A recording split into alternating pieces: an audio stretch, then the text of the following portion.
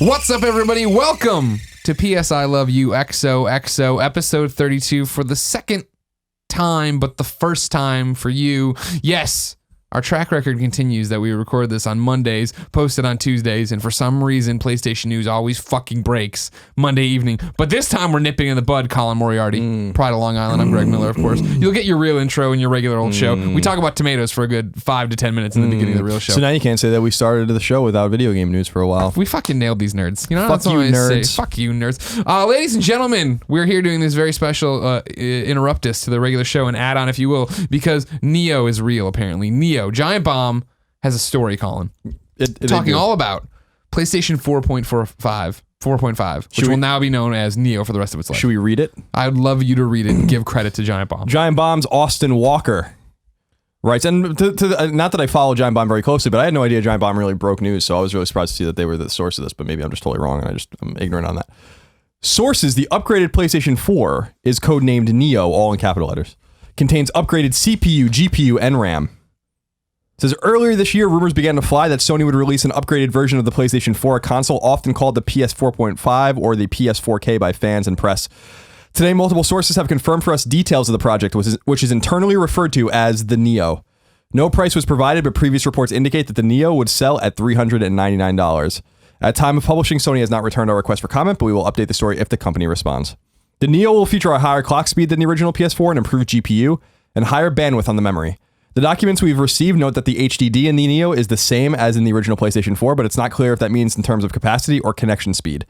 Starting in October, every PS4 game is required to ship with both a base mode, which will run on the currently available PS4, and a Neo mode for use on the new console.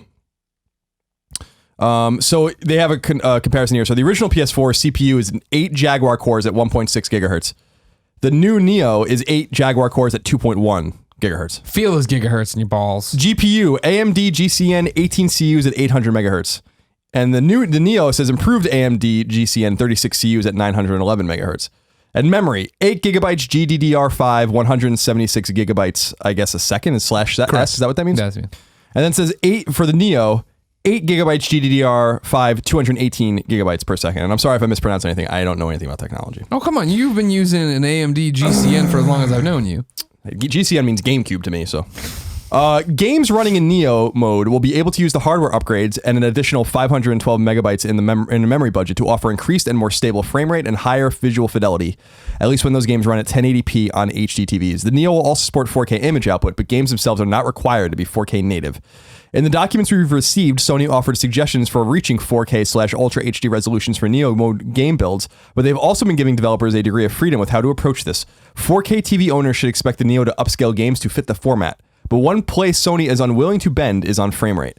Throughout the documents, Sony repeatedly reminds developers that the frame rate of games in the Neo mode must meet or exceed the frame rate of the game of the original PS4 system. The Neo will not supplant the current PS4, but will exist alongside of it and use the same user environment. The PS4 and Neo will use the same PSN store, connect to the same online communities, and offer the same user experience. So expect to see the same cross-media bar that you're used to. Players will also be able to retain all their purchases they made on the PS4. Sony seems committed to keeping the Neo and the original PS4 player bases connected. As such, there will be no Neo-only games, and Sony will not let developers separate Neo users from original PS4 players while playing on PSN. Likewise, Sony explicitly and repeatedly states that developers cannot offer exclusive gameplay options or special unlockables for Neo players. So don't expect Neo owners to get a level editor or a special Rocket League card that you won't have access to on your original PS4. That said, so long as both systems have the same feature, the Neo can run an improved version. A local co-op game that features 4 players on the base PS4 could offer an 8-player co-op on the Neo, for instance. But again, don't expect those differences to transfer to online modes. PS4 base and Neo versions of a game will also have to have parity with regard to peripheral support, so don't expect Neo games to have exclusive VR modes. Sony makes no mention of PlayStation VR in the docs we've seen, so it's hard to know what this means for persistent rumors that this upgraded PS4 will be able to support PSVR without the breakout box that the headset ships with. That said, so long as the Neo's upgrade applies to PSVR games, developers should be able to get even more performance out of Sony's VR headset. Though every PS4 game released as of October this year will need support for both the original PS4 and the Neo, that doesn't necessarily mean that the Neo will release in October. I think it does. That's just me throwing that in there. Additionally, games released in the late September window will require a day one patch that updates to them to Neo standards. The documents we received explicitly note that devs are allowed to launch Neo-ready games before the Neo itself releases. Games released previous to the Neo can take advantage of this hardware upgrade, but only if developers decide to patch their titles. And that's basically it. Okay. How do you feel, Colin? You were very down on it coming in. Still down. I'm more down about it. I'm more down about it now. Why are you more down because they say, the story says that rumors indicate that it's $399. That they don't know that necessarily the price. Like Austin hadn't heard the price, but that's not really true. The price, according to rumors, was $399 or $499, depending on the internals. Mm-hmm. Now, if the console costs $399, the Neo, the 4.5, I don't think it's gonna be called Neo, but the 4.5, that's a disaster. Because now what you're telling everyone is that console you bought a year and a half ago at $400 is now inferior to the one everyone else is buying for the same exact price that you just bought your PS4 from. And on Twitter, I just tweeted out, reiterating what I'm hearing, and people are like, I mean, almost everyone's like, this is total. I put out a tweet about bullshit. it. The options being seems cool, meh, and no thanks. Right now, seems cool has 36%, meh has 31%, 33% say no thanks. Some of your choice tweets here. Anthony Warren says a $399 console has brought us hundreds of hours over the last 3 years. We got our money's worth. Time for an upgrade. Samuel Tolbert, as a user, very cautiously optimistic. Software engineering perspective, this is going to be a nightmare. James Zhang, I 100% agree with no taxation. I bought a PS4 only 4 months ago, and now I might need to upgrade, and I was an Xbox before. This is a terrible, terrible move. I don't understand. They're going to have to spin this. Yeah. In a very unique way. They're going to have to sell it for sure. Austin Walker says on his own Twitter account, Austin Walker being the source. Yes. Well, not the source, but the writer of the Giant Bomb article says, for every person who says, I don't get why people are upset, 10 are telling me who they are. And then he says, it isn't whether they're right to be upset. And that's in context of like, well, I guess maybe other things he was saying, but basically he's saying a 10-to-1 ratio of people that are upset to not upset. Sure. Now, yes, the internet goes crazy with things. Exactly. But Greg, this is an optical nightmare. People comparing this to cell phones are missing the point. What is the point? The point is that a cell phone has been upgraded every 18 months for 20 years. Mm-hmm. When's the last time you had a cell phone for more than 2 years ever? I've had a cell phone for 16 years and I've never had a cell phone for more. I think the 5S that I have is the longest I've ever had a phone. It's like 18 months. We are used to that even in the flip phone, even in the brick phone era. We were used to upgrading our phones. And phones now, by the way, do way more than a console. A console is made to play games and maybe watch like Netflix. So you're upgrading your phone. You want to upgrade your phone because you want the newest thing because it does a million different things for you and it's better that way. Sure. But with this, of course, it's going to be better. But we are not in an environment in the console space where people are used to this. And I don't want to reiterate things we've said over and over again about the PS4.5/4K because we've talked about it so much. But to me, it's I'm mad for the consumer. I'm not mad for me. I can afford one. I'm going to buy one. Yeah. But someone tweeted at me something like, I bought a PS4 last week or the week before the rumor started coming out or whatever he said. Mm-hmm. Like, it sucks for you. Sure. But I mean, that's been the case historically forever. There's always a price drop. There's always something. There's always another reason not to buy it right now. This is a very unique situation. Mm-hmm. There's been no reiteration of the PS4. In other words, they have not tried to release the PS4 with the same innards or comparable innards and making it cheaper, which is the first time they've ever done that with PlayStation. They've done that with every piece of hardware they've ever released.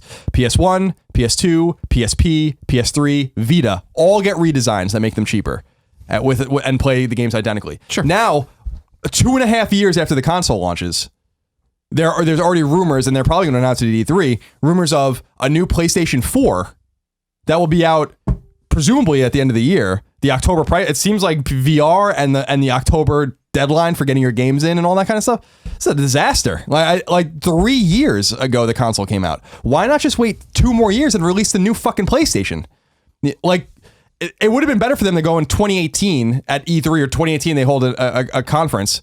And they're like, this is the PlayStation 5, completely backwards compatible with PS4. But now we can do all these cool things with PSVR, and we're going to have our own new games.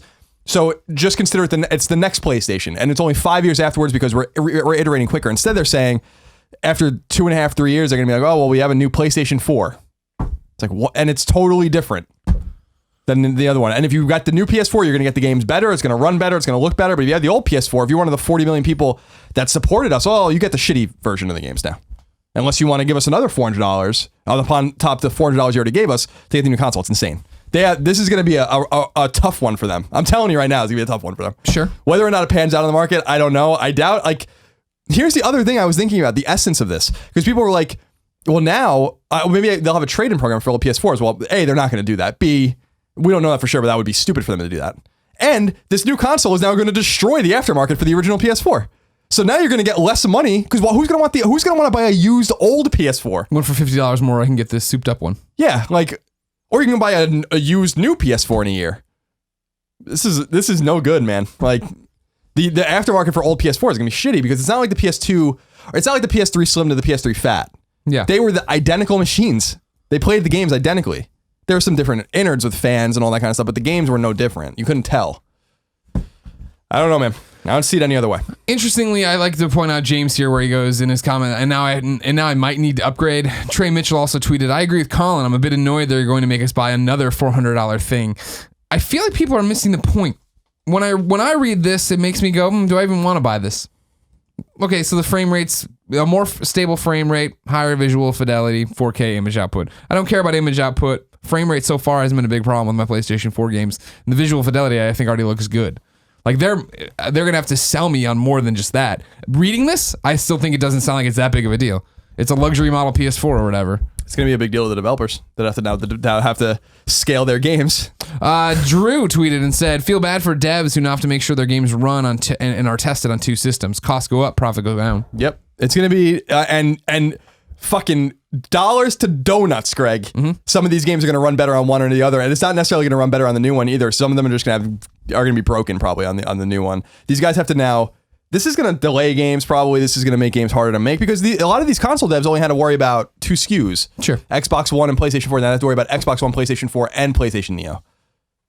And it might not be that difficult of a thing to upscale the games, but now they're saying, well, you can patch your game. If your game's coming out in October or later, you better fucking make sure it works with the new console. I'm like, oh no, like, what are they doing? Why are they doing this? That's the big question I have. Why, Sony? Why are you doing this? Your console is murdering. Just go away and let it sell for a little while. I think you've answered your own question, though, in your own rabble-rousing here, is the fact that you're mad about it, but you're still going to buy it. A lot of people are still going to buy it and be mad about it. A lot of people are still going to buy the original PlayStation 4 and be mad about it, or say they're mad because it's the internet. They should just phase out the other PS4. That's the big thing. It's like, 100% with that. Why even try to like do this now? You have 40 million of these. By the time this thing comes out, 45, 50 million of these on the market. Just go away. Just at that point, just get rid of it. Yeah, I agree with that. That's stupid. That's just dumb to like even say like, oh, we're gonna have the same. How much are you gonna drop the price of the original PS4 to even make it worth it? Yeah, $249, $199. Like I don't. Maybe it's a genius move to sell the other PS4s. You're creating 2 different environments though. Whether or not they want to have 2 different environments, whether or not they're like. Neo can't have exclusive content. Newsflash, Neo's exclusive content is the game fucking looks and runs better. That's the exclusive content. Sure. Every game is going to have exclusive content. The game will look and run better. The fuck are they talking about? You know, like, it's so weird, like all this verbiage, you know? Like, sure. I wonder, what I'd love to know is what's happening at PlayStation, what they think of this and how it is being rolled out, how they wanted to roll out this information. They should abort this.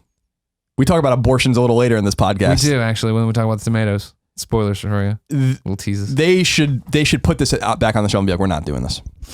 And I know they're not going to do that. Yeah. Because clearly the cat's out of the bag with all the devs and stuff like that, the publishers. Do you think it's possible? I mean, again, we're going off of tweets and what we think, and we're not engineers, we're not game developers. Is it easier to make these up-res visuals, better frame rate, locked it in with more CPU, GPU, TPU? Is that easier than we're making it out to be, or you think it is? No, probably not. I mean, you have to, I can't just be a flip of a switch. I mean, you have to probably do things. The ironic thing about this, Greg, is that they still like, it's so weird. It's such a weird thing because they still have to make games for the fucking original PS4. It's not like this is a whole new environment and everyone's going to have this new thing now. It's like, well, now your games can be all this. It's like, no, like you still have to make your games within the parameters of the original PlayStation 4. It's got to be identical. Yeah. You know? So it's just like, I'm like, what the fuck are you guys doing? Just wait until 2018 and release the PlayStation 5 and make it totally backwards compatible with everything the PS4 has done. And then you can like tell the consumer like, yeah, this is the new console. And this is, like, I understand that we are in a tech market now that is evolving, that Sony is really brushing ahead with something that's not really been dealt with before. Tip of the sword. Seems like a precarious thing to do for the front runner. Sure.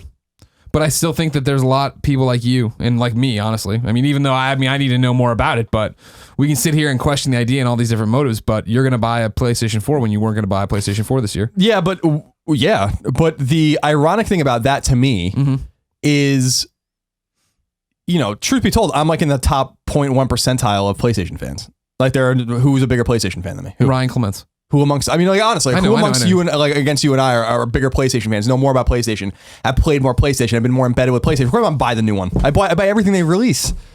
You know, that's not everyone. That's not most of the people that own a PS4. A lot of people have to fucking pinch pennies and work hard to get these consoles, and they expect that they're going to get something out of them for a long time, and they will. But they're just going to get the shittier version of all the games. But I mean, they still will. That's the same thing when, like, here with James, and now I might need to upgrade Trey. Make us buy another $400 thing. They're not. It's a luxury item. It's a luxury thing. Like, you're replacing the box on the VR unit. Cool. There's not a box on your floor anymore. If that's a rumor. I know, but that's what I'm saying. Based on this, who the fuck cares? Better frame rate and more visual fidelity, 4K image output. I'm not looking at Uncharted when I play the Let's Play and be like, it isn't sharp enough. If the question is who cares, then why release it at all? Make some money. Maybe. I mean, that's it. I mean, we talk about this all the time. How many more PlayStation 4s can they sell? A lot. Sure, to people who don't have them, and then now they can sell them to people who do have them. I say you got to dance with the one that brought you, man. Like, these are these millions, tens of millions of people that listen, you know, not that listen to this podcast, but amongst them listening to this podcast, you and I are amongst this 40 million people or so. We made this console, and it just is strange. It's just strange. Like, I know different. I'm tired. I'm ramen soaked right now. I've eaten a lot of ramen. I'm very tired. All right. I know people don't like to say that, but I am. I just ate. You weren't tired during the show because we did the show on time. No, the show was totally fine. So, you know, I'm not, my what I'm saying might not make much sense, but it's really what I've reiterated, I think. Yeah, no, 100%. This, to me, not that it's happening at all, but that it's happening now, is a middle finger to everyone that owns a PlayStation 4. Period. It's saying, oh, you bought one in November 2013, one of the million people that bought one on day one of the 10 or 20 million people that bought one in the first year, one of the 40 million people that bought this console that are excited about it. Fuck you. I mean, that's basically what it sounds like to me. You know, now we're releasing a new PS4 that is better than your PS4. It's not the slim PS3. It's not the really slim PS2 or the PS1 ONE, where it's like it's the same thing. It's cheaper. It's more affordable and more accessible. They remove things. They make it smaller. It looks a little more elegant. Now this is a new machine that is comparable, like that is not comparable to what you're using. It's better than what you're using. And to me, that's just basically not acceptable, because now all these things are going to have a thing on the box that says better with Neo, you know, or whatever they're going to call it. Mm-hmm. And people that own this PS4 since 2013, 2014 have to look at that and be like, what the fuck? You wouldn't have fucking shit if we didn't buy the console. And that's like, and I'm not saying that myself. I'm saying like that is the mentality. I think it's like, but I mean, I'm not rallying the troops. People really are angry about this. And that was the one thing that was surprising when we first started talking about this. I'm like, I must be in the minority. People must be excited about this new tech. They're not.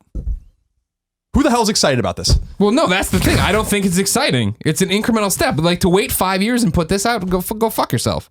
I'd rather see you take this step or whatever if you feel this is what you need or what you want to do. The people who are saying they have to buy something, that they need to do this, that is a middle finger, I don't agree at all. It's an incremental step. This laptop, there was a better laptop out the next year.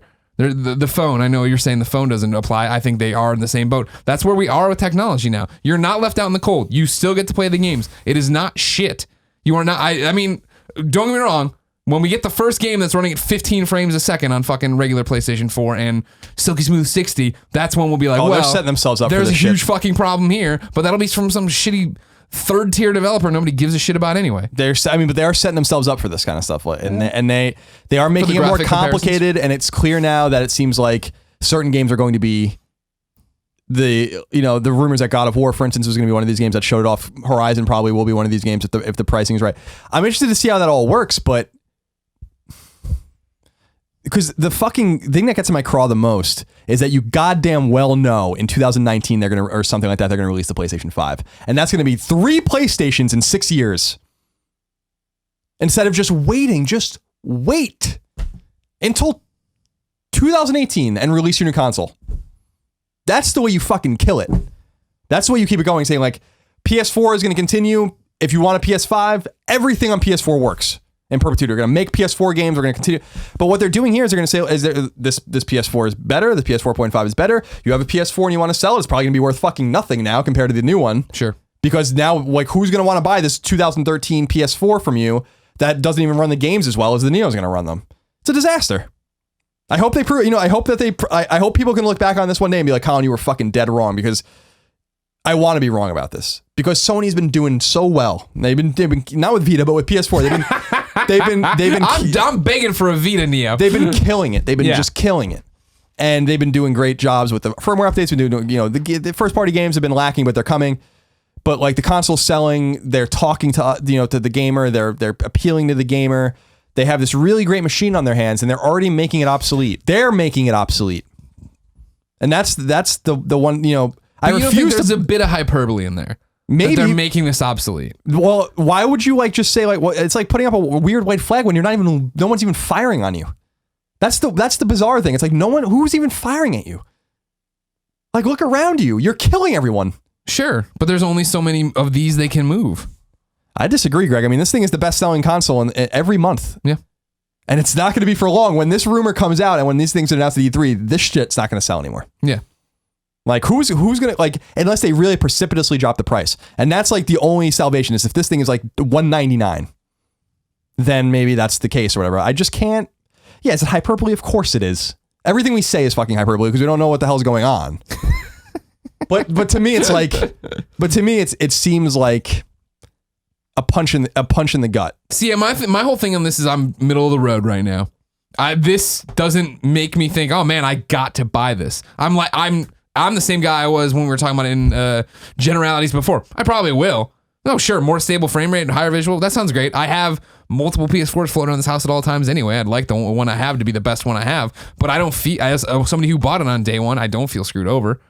I feel like this is just how it goes. They want to make this. Now, again, though, I'm saying that this doesn't sell me on it, what they're saying here. Improve frame rate, visual fidelity, output. And even when they come out and they say, oh, you don't need the fucking the VR box. All right, I don't really give a shit about the VR box. And if they're going to be like, it's going to make your VR games look and run better, I'll be like, all right, when we get to somewhere where I'm having a VR experience that I don't think's up to snuff, maybe that's when I worry about it. Yeah, I mean, I'll get one too. But let's look at it. Let's remove ourselves from our own perch. And be honest with each other. We don't pay for our own games. But I pay for my consoles. We did buy our own hardware, but imagine spending thousands of dollars a year on games, and then they're asking you, which is the equivalent of what we play every year. Yeah. And we are in a very blessed position, right? Yeah. And then they're like, I gotta get. They're not saying you got it, but that's the way it feels to someone that plays PlayStation, right? Like, no, it doesn't. It doesn't feel like that to me at all. When I read this, I actually say to myself, oh, I don't even know if I need this. But what I'm saying is, I understand what some of these cats are saying with like, now I have to go buy. Well, yeah, like we feel that way. I understand. These people feel this way because they're Chicken Little. This still isn't even the full information, and they're I might need to upgrade. I have to buy another. No, you don't have to buy it. That's what they're saying in this. I'm just trying to sympathize with like the dude out there who listens to this podcast, who's working hard, like scrounging his money together, buying a PS4, and expecting. But now you're talking about two different things, because you were talking about a second ago the thousands of dollars we would have spent on games and what people do spend on games. There's plenty of people who play everything we play but pay for it, right? Well, that's what. They've moved to the luxury class where this is appealing to them. This is a luxury item. To me, it's one and the same. Of saying like, they scrounge their money and they have an expectation. Like, console gaming has an expectation of some longevity. The NES was around for almost 10 years. The SNES. I know, and welcome to 2016. We can't have that expectation. But what I'm saying is, why not even 5 years? 3 years? It's like the Dreamcast. But no one bought the fucking Dreamcast. That's why it lasted for not even 3 years. It was like a year and a half. What was it, $99.99 to fucking February 2001 or something like that? And then they discontinued it. Yeah. But no one bought it. Yeah. The GameCube was around for 6 years and 20 million people played it. And they fucking kept supporting that thing. Yeah. It's like, I don't know. I hope I'm wrong. I hope it's hyperbole to the fucking max, Greg. Yeah. I mean, that's what I really hope, because PlayStation 4 is so fantastic and they're doing such a great job. And hopefully they, as with many things, they know things we don't know. They understand things we don't understand. They're really smarter than us, of course. But this seems to be a marketing nightmare, and an unforced marketing nightmare. That's the big thing. Sure. I agree with that. I definitely agree. This is a weird situation to put yourself in. And so the rumored things with Nintendo NX is that it is more powerful than the PS4, but who cares? Yeah. It's coming out 3 years after the PS4. Of course, I would hope it's more powerful. One would hope that the fucking Nintendo NX is more powerful than the PS4. It's coming out in 2016 or 2017. The PS4 came out in 2013.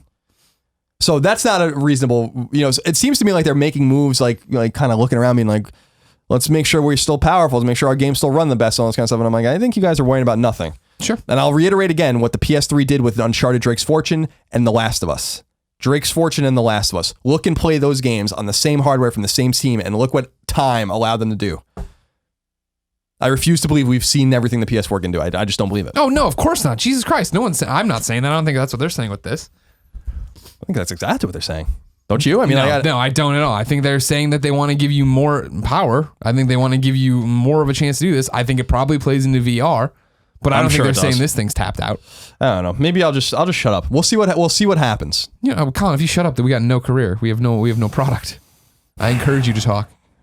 I think it's one of those where I think it's just the spectrum of Colin and Greg. I don't think I'm as sunny as I usually am on, you're negative, I'm positive, vice versa, yin yang kind of thing. I just don't think it's that bad. I don't think this is that bad. Do I think it's going to sell crazy well? No, but I also don't think PlayStation VR is going to sell that well. What are Sony's expectations for this? I want them to announce this at E3, and I want Shuhei Yoshida on this show, or whoever is the point person that's going to talk about this. Who is, you know what I mean? Whoever's coming out of the hardware side to explain why you need this, why this is, or why you don't need this. You know what I mean? That's the way they should. That's an interesting thing. If they're like, yeah, you don't need. If they treat it really as a boutique thing, yeah, that's different. But they're not going to do that. There's no way teams are going to put in all this extra time and effort into making these games upscaled, and they're just gonna be, well, it's a boutique thing. We won't even worry about. We'll just sell it on Amazon. No, I hear See how you. it does. But that's the interesting thing as well. Is like I want someone on to talk about this when it's official, so they can actually fucking talk about it, and I want a developer to talk about it as well. Because I am out in the dark here on what this is. You know what I mean? I don't understand for a PC game developer, like how hard it is to put in these max settings, quiet settings, whatever, to go through and fuck with your resolutions and all these different things. I'm just going to give them in closing a marketing tip. Okay, here it comes. Go right to the camera. According to Austin Walker's piece, they're saying that the PlayStation 4 Neo can't have special features and all that kind of stuff. Don't say that. I'm going to reiterate that the special feature is that the game is going to look and run better. You better figure out a smarter way to say that. Then the games will have no they are not equivalent games anymore. So don't go in there, don't go in saying that because you are going to dig yourself a hole. Just throwing that out there. Okay. If that's like kind of I believe Austin, if that's an accurate representation of what was said in the documentation that he was provided from whoever the fuck provided it to him, and very interesting. I wish I can see it. Yeah. I can tell you right now from our sources, I've heard nothing about this. Not a goddamn thing. Sure. So not that I've been really asking anyone because I didn't really care that much. Now I care. So if they're gonna go into it and be like, there's no difference. Don't fucking say it. Don't make me get on stage. I'll do it, Sean Layden. Don't say it. You better be honest with everyone. There's gonna be a major difference with every game now. So anyway, my prediction: October. Yeah, of course. Maybe November, maybe October is the cutoff, so everything's ready and through cert and all that kind of stuff. Maybe that's the deal. No, I think it'll be October. I think it'll be day and date with PSVR. You have to assume. Yep. And I'm gonna say $499. I think it'll stick to $399. If it's $399, they're gonna have to drop the shit out of the other PS4's price. So this could work out in their benefit. They might be looking at PS4 being like, we're selling this at such a profit that we can just fucking sell these things for $199 now and even break even or make a few bucks on every PS4 sold because we're selling so much software. Yep. Maybe it's an ingenious fucking Trojan horse. I have no idea, Greg. That's what I think. I mean, like what I have to keep coming back to, and of course we're in this funny situation, right? Where in PS3 era, every decision Sony made was wrong. And so you got used to why the fuck are they doing this? And I don't know, they're just doing it. PlayStation 4, they've done so much right. And I want to imagine that behind the scenes, this isn't how they want to present it. This isn't what they want to say about it. That they're going to come out and they're going to give you a proposal that does make sense. Whether it is like it's PS4 regular, $199. This is $399. This is just the next step to do this. Here's God of War running on a Neo. Here's God of War running on PlayStation 4. You can see the difference here, there, and that. How are they going to do this? They're going to just make the other version look like shit. Oh my God. That's my thing is that I don't think it would look like shit. You know what I mean? Next to it, it's going to look like shit. God of War is going to be a beautiful game on PS4. Yeah. Of course it is. Of course it's going to be a beautiful game on PS4. But the minute you put it next to something that looks better, it's not going to look right. This is a problem. No, I agree. I totally am with you on that. I don't know if they can do that. That's why I can't wait to see how they want to say what this is. Right, you are. I think that how do you tackle that particular problem? Well, we'll get down. Get the fuck out of here, Lola. We're doing a show. Like, how do you... God, that's such an interesting conundrum, isn't it? Yeah. How are they going to be this is what it looks like on PS4, on your shitty PS4, on the new PS4. Look how good it looks. Oh, this has so many problems. I can't wait to see it. The one thing I'm excited about is what's the console look like? That's what I'm interested in seeing. And my hope is that it looks exactly like this. But smaller. I want it to look exactly the same. I think that'd be so funny. Yeah. Or like, but it's just a different color. It's like blue. Gold-plated. Gold-plated. Might as well. Cobalt blue. Might as well. This is for all our luxury people. Might as well plate it in fucking diamonds. Fucking platinum sheets. You don't need the VR headset you're buying either. You don't need any of this. It's all luxury items. Buy a loaf of bread. That's true. A PlayStation 4 is a luxury item, isn't it? Ladies and gentlemen, what do you think? Let us know. Of the PS4 Neo / PS4.5. Leave your comments here on the YouTube video. Or if you're listening to MP3, make sure you tweet us. I'd like to know. But if you're mad and you're outraged, let me know if you're going to buy it as well. That's my big question. Because I want to know how many of you are full of shit. Until then, here's your regularly scheduled PS I Love You XOXO with no references anymore to Neo. What's up, everybody? Welcome to PS I Love You XOXO episode 32. I'm one of your hosts, Greg Miller, alongside the Pride of Long Island, Colin Moriarty. It's good to be here with you today. What's on your computer as you rub it all off? Sorts of shit. These Origin, I don't know, possibly. What are you gonna say about the Origins? They show a lot of fingerprints. Yeah, they show the it's a dirt. little obnoxious.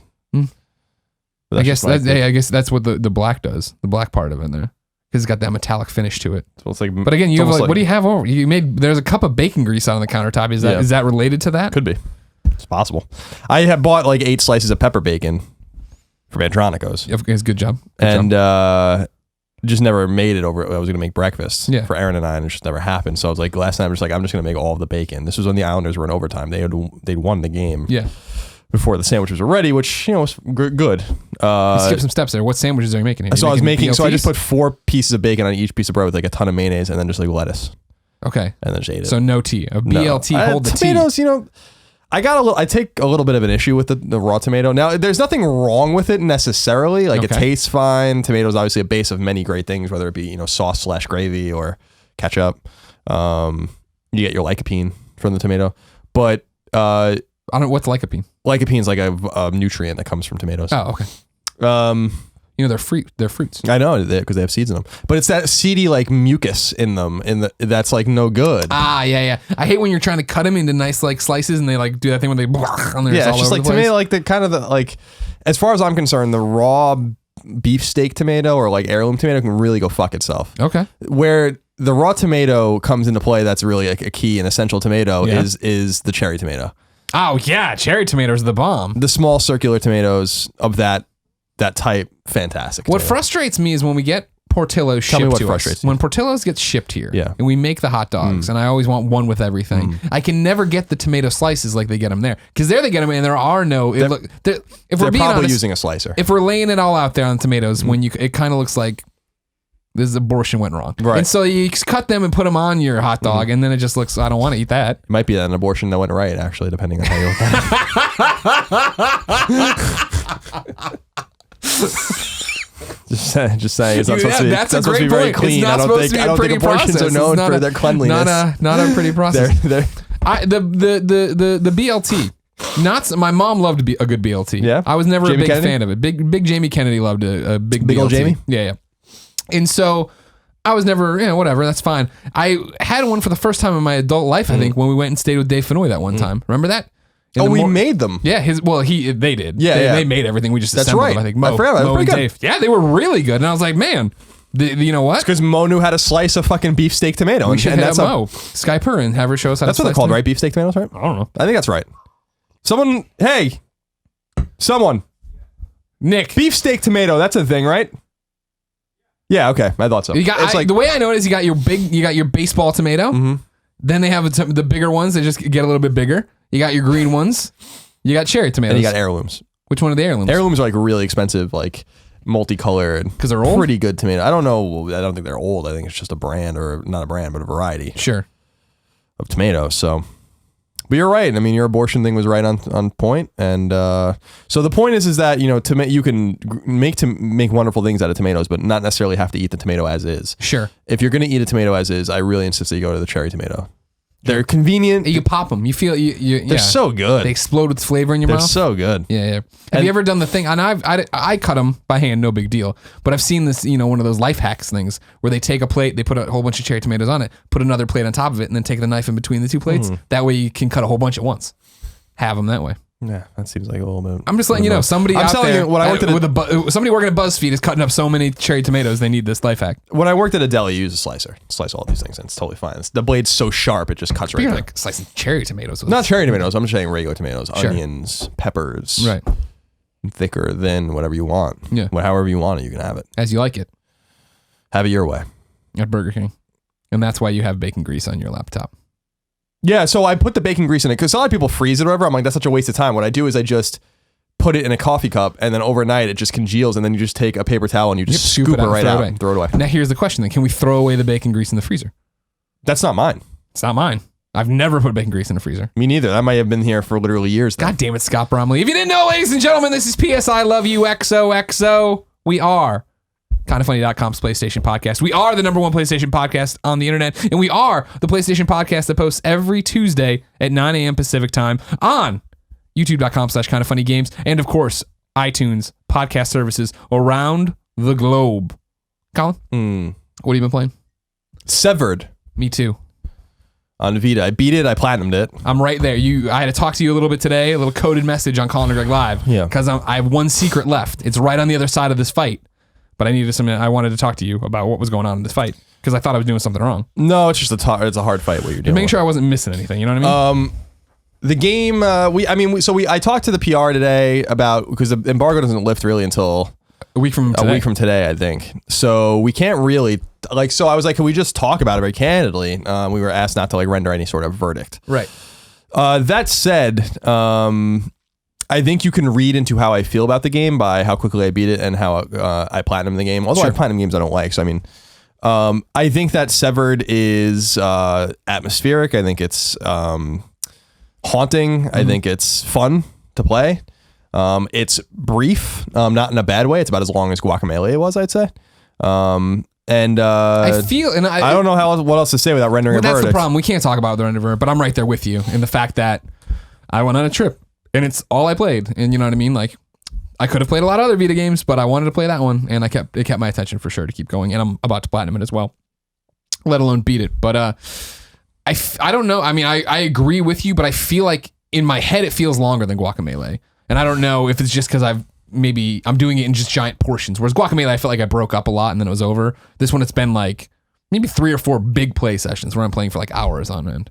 Yeah, I mean, I don't know if I should say how long I played it. All right, I didn't play it for multiple sessions. Since we can't talk about the game in particular or our verdicts on it and such like that, you do have 2 questions over at kindafunny.com/PSQ where you can get your PS I Love You XOXO question read. I'm going to go first to Popcorn Shower, who says, "Hey guys.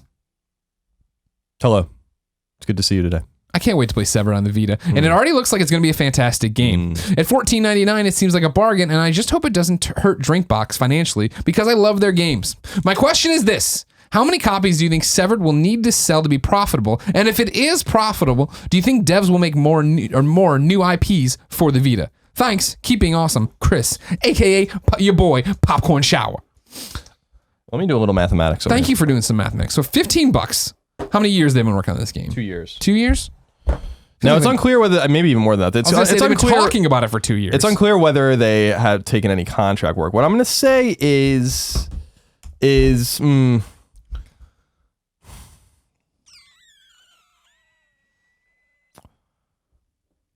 going to say, sorry, I'm just doing the math. No, I'm glad somebody's doing math. I would have just said, no, I don't think it's going to be profitable. I think it'll need to sell 75,000 copies to make their money back. Okay. That will have brought in gross over $1 million. Now, I say this only, that's not a lot of money. That's a big team to work on the game. Yeah. But they do get funding from other places. Like Ontario, they're based in Toronto, and Ontario does pay game developers to make games. Like there is some sort of funding agreement. I'm not sure if they have to pay them back or like what the situation is, tax breaks. I don't really understand that. I just know at the end of Drinkbox games, that big Ontario thing comes in and it's like, partly funded or whatever it says. And this game is no exception.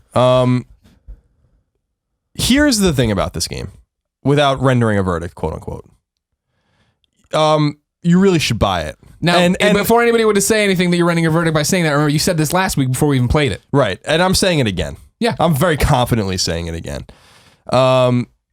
If you own a Vita, if you're a Vita fan, quote unquote, if you are interested in a Vita, whatever, like, let's put our money where our mouths are with this particular game.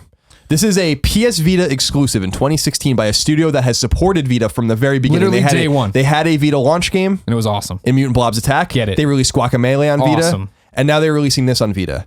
If you verdict redacted. So you is it going to be profitable? Or am I worried about them? Yeah, I am. And as a studio or this game? I'm worried. I'm not worried about this game because the game's great. And I think that word hopefully will get around and hopefully they port it.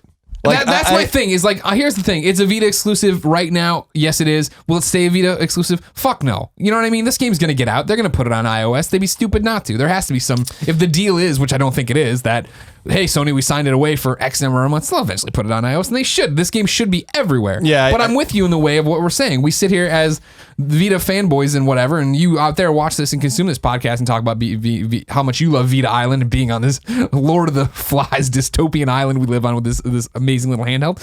Yeah, like this is what we're always talking about. We want new IPs. We want new things. Now you say that you'd think we planned this show, and I assure you we don't. Ribnax wrote in to kindoffunny.com/PSQ just like you can. It says, "Good day, best friends. I've been with you since beyond episode 1. On episode 31 of PS I Love You XOXO, Colin called the Vita faithful out and said that if we don't buy Severed, we have no right to complain about the Vita not getting exclusive games. I, Ribnax, bought a Vita on day 1. I own more than 90 games on Vita, and if a game comes to multiple consoles and Vita is one of them, that is where I bought it. I also loved Guacamelee, so I like Drinkbox, but Severed doesn't look interesting to me. Colin, am I part of the problem? Should I buy Severed to support them, even though I don't really like FPRPGs or touch control games? Which message is more important? I want more Vita games, but not if they are that genre." I don't know. I don't think you should buy a game that you're not authentically interested in playing. The point is that we ask. We don't get much. And, you know, like, we have to put our money where our mouths like are. Severed is a game that you should buy. Unless you have a real aversion to first-person dungeon role-playing games, but even then, like, this is not a genre that you and I play. Thank you. That's my point. And this is one of those things, again, without rendering a verdict, I can talk to you about the 2 times, the 2 years I spent playing it at random PAX shows and PSXs, where I played this and sat down and said, I don't like first-person dungeon crawlers, and I definitely am not a fan of touch-based gaming, and I enjoyed it in those instances. And here I am now, coming up on the platinum in this game. That should speak to the fact of, like, it's not insurmountable. You know what I mean? Like, you and I always do this thing where you a lot, but me too, where it's like, that game's on mobile, it's for babies, it fucking sucks. And then comes the Vita, we're like, oh, it's great now. You know what I mean? Like, clearly there's exceptions to the rule and we ham it up a lot. Mm-hmm. But this is one where I think just in those demo stations, I was like, this is something special already. Yeah, I think that, you know, they are taking a calculated risk. They're a talented studio. I don't even worry about the iOS and Android ports because I'm sure that would be pretty easy for them to do, and I'm sure that that's in the cards. But I'm more interested if they'll bring it to PS4 and how they can possibly do that with a touchpad or something like that. Now, sure. And I think that would be a very smart move for them. Yeah, and I think that the game will sell very well there. Super Championship Edition. Yeah, do something like that. Get on Xbox One. Do it. Well, it would be hard on Xbox One. You can even make it conventional. You can somehow control that game conventionally. You'd have to go in and rewrite it, but it might be worth their time to do that, especially if it performs softly on Vita. The point is that let's send a message to Sony. Let's send a message to Drinkbox. Let's send a message with Severed. It's a like, I just want to talk about it. Like, it's a great game, you know, like, I think you're, you know, I'm not going to render a score or anything like that. I want to, you know, get in trouble, but it's just like, just fucking buy the game, please. I'm sure, you know, I'm sure there are a lot of people right now across the internet champing it a bit to talk about Severed like we are. I don't think you have to worry about it too much, but yeah, from what I've played of it at events, I've always been a fan, and clearly this weekend was dedicated to Severed. So I don't know, for our friend Ribnax from another dimension, I understand your dilemma here of it's not your type of game, but you want more. Here's the long and short of it, I think. If you don't like this and it doesn't speak to you, wait and see what the reviews net out as. Wait for our final verdict, which I assume will be next week on PS I Love You. Probably on the Gamescast, we'll talk about it as well. But wait to see what people are saying about it in a review score and see if you can find people who are like you, who aren't into touch gaming or aren't into these dungeon crawlers. Like I do believe I am, and I know Colin is to an extent. And I want to say too, like, I'm not into touch gaming per se either. There are exceptions to the rule, but Taco Master, what up? But this isn't a touch-based game either. It's the combat is touch-based, but like, you're moving around with sticks. You're using the buttons to get through menus. Like you can use your fingers to get through the menus too or whatever. It's a pretty accessible systems-based role-playing game. There's a lot of upgrading. There's a lot of discovery. The trophies are good. We'll get into that in a little bit, but like, I don't know. I don't want to say too much, but I think it's pretty obvious where we lie. I think we'll talk about it more. Don't worry about it. Right now, before we get into the show proper, let's remind you of a few motherfucking things. Number one, if you're listening to this on Tuesday through Sunday, it's PAX East time. Go to kindafunny.com/PAX East to see our full schedule. We are doing so much there. Hosting panels, hosting a party. Our Kinda Funny panel is Friday. The Kinda Funny party with Hitman is Saturday night. We are selling merch at the Rooster Teeth booth. We're doing signings at the Rooster Teeth booth. We're doing little mini panels there. We're hosting a bunch of different panels. Whole bunch of cool stuff. So go to kindafunny.com/PAX East. Remember, Kinda Funny Live tickets are on sale. That is May 28 and 29 here in San Francisco. So go to kindafunny.com/tickets to get your tickets. Come hang out with your best friends. And then we just announced today, even though it'll be later for you, Let's Play Live. We are partnering up and going to be part of LA's Let's Play Live with Rooster Teeth. Go to roosterteethlive.com to get your tickets for that right after E3 in June. So a whole bunch of good stuff if you ever want to come see us. And a lot of you always say you do. So here's your chance. Come see us at PAX East on that coast or come to 2 events out on this coast. What do you have to lose other than all your money and maybe your job if you take too much vacation? Colin, let's begin the show with what is and forever will be Roper's Report. Time for some singular possessive news. There are 11 items on the list. Baker's severed dozen redacted. Number 1. PlayStation 4 was once again the best-selling console in the US, this time for the month of March. The top 10 best-selling software for the month of March 2016 in the US are as follows. Keep in mind that this list only reflects retail numbers and not digital sales. Stuff that came to the mom and grop shops. Tom Clancy's The Division was number 1. Far Cry Primal, number 2. The Legend of Zelda Twilight Princess HD, number 3. Grand Theft Auto 5, number 4. UFC 2, number 5. MLB 16 The Show, number 6. Pokken Tournament, number 7. NBA 2K16, number 8. Call of Duty Black Ops 3, number 9. And Minecraft, number 10. GTA 5 refusing to fall. Yep. Love it. The Division, Far Cry Primal, Grand Theft Auto 5, UFC 2, and NBA 2K16 sold best on PS4. MLB 16 is a PS4 and PS3 exclusive, so they're obviously sold best on PS4. Not bad, and a pretty good showing for Wii U, if I might say so as well. You think this is the way they turn it around? No. It's just that their sales are a massive bulk of their sales are certainly retail. Sure. Far Cry Primal is the biggest surprise here to me. Number 2 still. People need new stuff, man. They do, but I don't know that anyone expected that this game was going to hang around like this. I don't think they know what it was going to do. I think it was the best-selling game last month, and I don't think that they thought it was going to be number 2. This one, I certainly did. It's a good game. I mean, it's one of those I still think where, I mean, if GTA and all these games that are a little bit older, right, are able to chart like that, I think it still is this. It's soft, bro. We're waiting for new. Yeah, exactly. It's doing like Dying Light. Probably less than Dying Light, but doing like Dying Light, where it came out at a period where there's a little bit of a vacuum here. I mean, Dark Souls now is going to come in and blow its face off. Minecraft almost falling off the chart. I'll be interested to see if that ever actually happens. Number 2, a mysterious tweet from industry insider Shinobi602 is relayed by NeoGAF's JBug617. Seems to indicate that Sony Ben's next game is called Dead Don't Ride. Dead Don't Ride. And fits in line with an earlier rumor from Reddit that Ben has been working on some sort of open world horror game. There's literally nothing else to say at this point in time other than that the rumor is circulating. We hope to have more for you soon. So this is a substantial rumor from a person who has been right many times. Sure. Dead Don't Ride is That's the all rumor. Shinobi put up about it, right? Yep. Yeah. I follow him on Twitter. I saw that go out and I was like, oh, okay. Because he hashtagged Sony Bend. So we'll see. You think we see D3? I would say so, but I would keep an eye on that. We say that all the time. Yeah, I would Every say, show. I would say Dead Don't Ride. Pretty good shot that that's the game. So we'll see what happens there, but nothing else to really say. I mean, conjecture, and it's obviously a rumor, and Sony has not said anything, so take it all with a grain of salt. Sony doesn't comment on rumor and speculation. I bet you didn't know that, guys. Number 3. It looks like a Batman Arkham HD collection is coming to PlayStation 4 as well as Xbox One if fresh rumors are to be believed. News comes by way of Eurogamer, who has leaked an image. It says here. Nope. An image Colin, get your head out of teasing your the ass. collection supposedly garnered from a GameStop employee. The collection is rumored to include Batman Arkham Asylum and Batman Arkham City, both developed by Rocksteady, but not Batman Arkham Origins, developed by WB Montreal. It's rumored to go on sale on June 10th. But publisher WB has yet to comment, and it's unclear what studio is responsible for the ports. So this is clearly real. Put Origins in there. What are you doing? So I tweeted this out before and got a mixed response as many things do. I think it's getting to the point of corniness that WB and Rocksteady just refuse to acknowledge that this other game exists. Which was good. That is a good game built on the same engine that would be, I feel like, indistinguishable from the Arkham games that Rocksteady made. You didn't know. If they could release that game and you not know it wasn't Rocksteady, you would have played that game and been like, this feels, the combat's a little bit looser than what I'm used to, but it's Rocksteady. It must be because Batman's young. Instead, it was everything that game did wrong or made a mistake or had a technical problem. People flogged it as if Rocksteady would have never made those mistakes, which drives me fucking crazy because an Arkham Knight came out and didn't even work on PC. And that was like when, he's falling through the world in Arkham Origins, blah, blah, blah. Arkham Origins is a great Joker game. It's a fun one. That Deathstroke battle is amazing. I'm thinking Deathstroke's in it? Deathstroke. Oh, I always thought Deathstroke was in it for a minute. No. Of course, the leader of Mars Corporation from G.I. Joe. Of course, yeah. He's Cobra's like what? Arms dealer. Assistant manager or something? He's the arms dealer for the Cobra.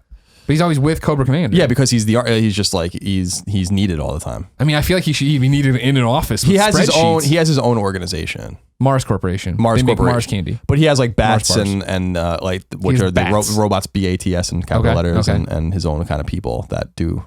What was his origin? How did he get all chromy? I don't remember. No. You want to read about it? Sure. Destro Wiki. We talk about tomatoes, PlayStation, and deep G.I. Joe lore here. Laird James McCullen Destro the 24th, usually referred to simply as Destro, is a fictional character from the G.I. Joe, a Real American Hero toy line, comic books, and cartoon series. He's the leader of the Iron Grenadiers. That's his army. And founder of Mars Industries, a weapons manufacturer and supplier for Cobra. Destro is portrayed by... All right, that doesn't matter. Born in Callander, Scotland, Destro's full name is James McCullen Destro the 24th, and he is a laird of the Castle Destro in the Scottish Highlands.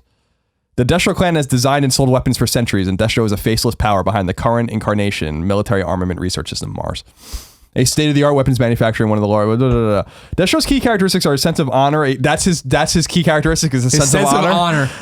Maybe it's not the metal fucking mask he wears. Is it a mask or is it his face? He wears a mask forged by beryllium steel, a tradition dating back to the War of the Three Kingdoms, when an ancestor of his was caught by the Cromwell's men in an act of selling weapons to both sides. Forced to wear a steel mask for his crimes, the Destro clan has since turned it into a symbol of pride, passing it down from father to son for over 20 generations. That seems sweet. But the way his mouth moves, I always thought his face was made of metal. But it's a mask. Okay, cool. It's a mask, yeah, for sure. All right. Did you ever have an action figure where you take the mask off? No. I don't know that we've ever seen Destro's face. But I had Destro, but you couldn't take his face. He's like Claw from Inspector Gadget. Exactly. Who am I thinking of? Who was Dr. Claw? Is that who it was? Dr. Claw, I think. Yeah. Didn't you see Dr. Claw at one point? They sold an action figure where you could look at his face, yeah. But didn't he, not in the last cartoon or something, you didn't see him? I don't know. It turned out as Penny the whole time. Dr. Claw Gadget, go, Bernie. Go, Gadget, go. He's just some dude, you know what I mean? This is the problem. This is why you don't meet your heroes, like Dr. Claw.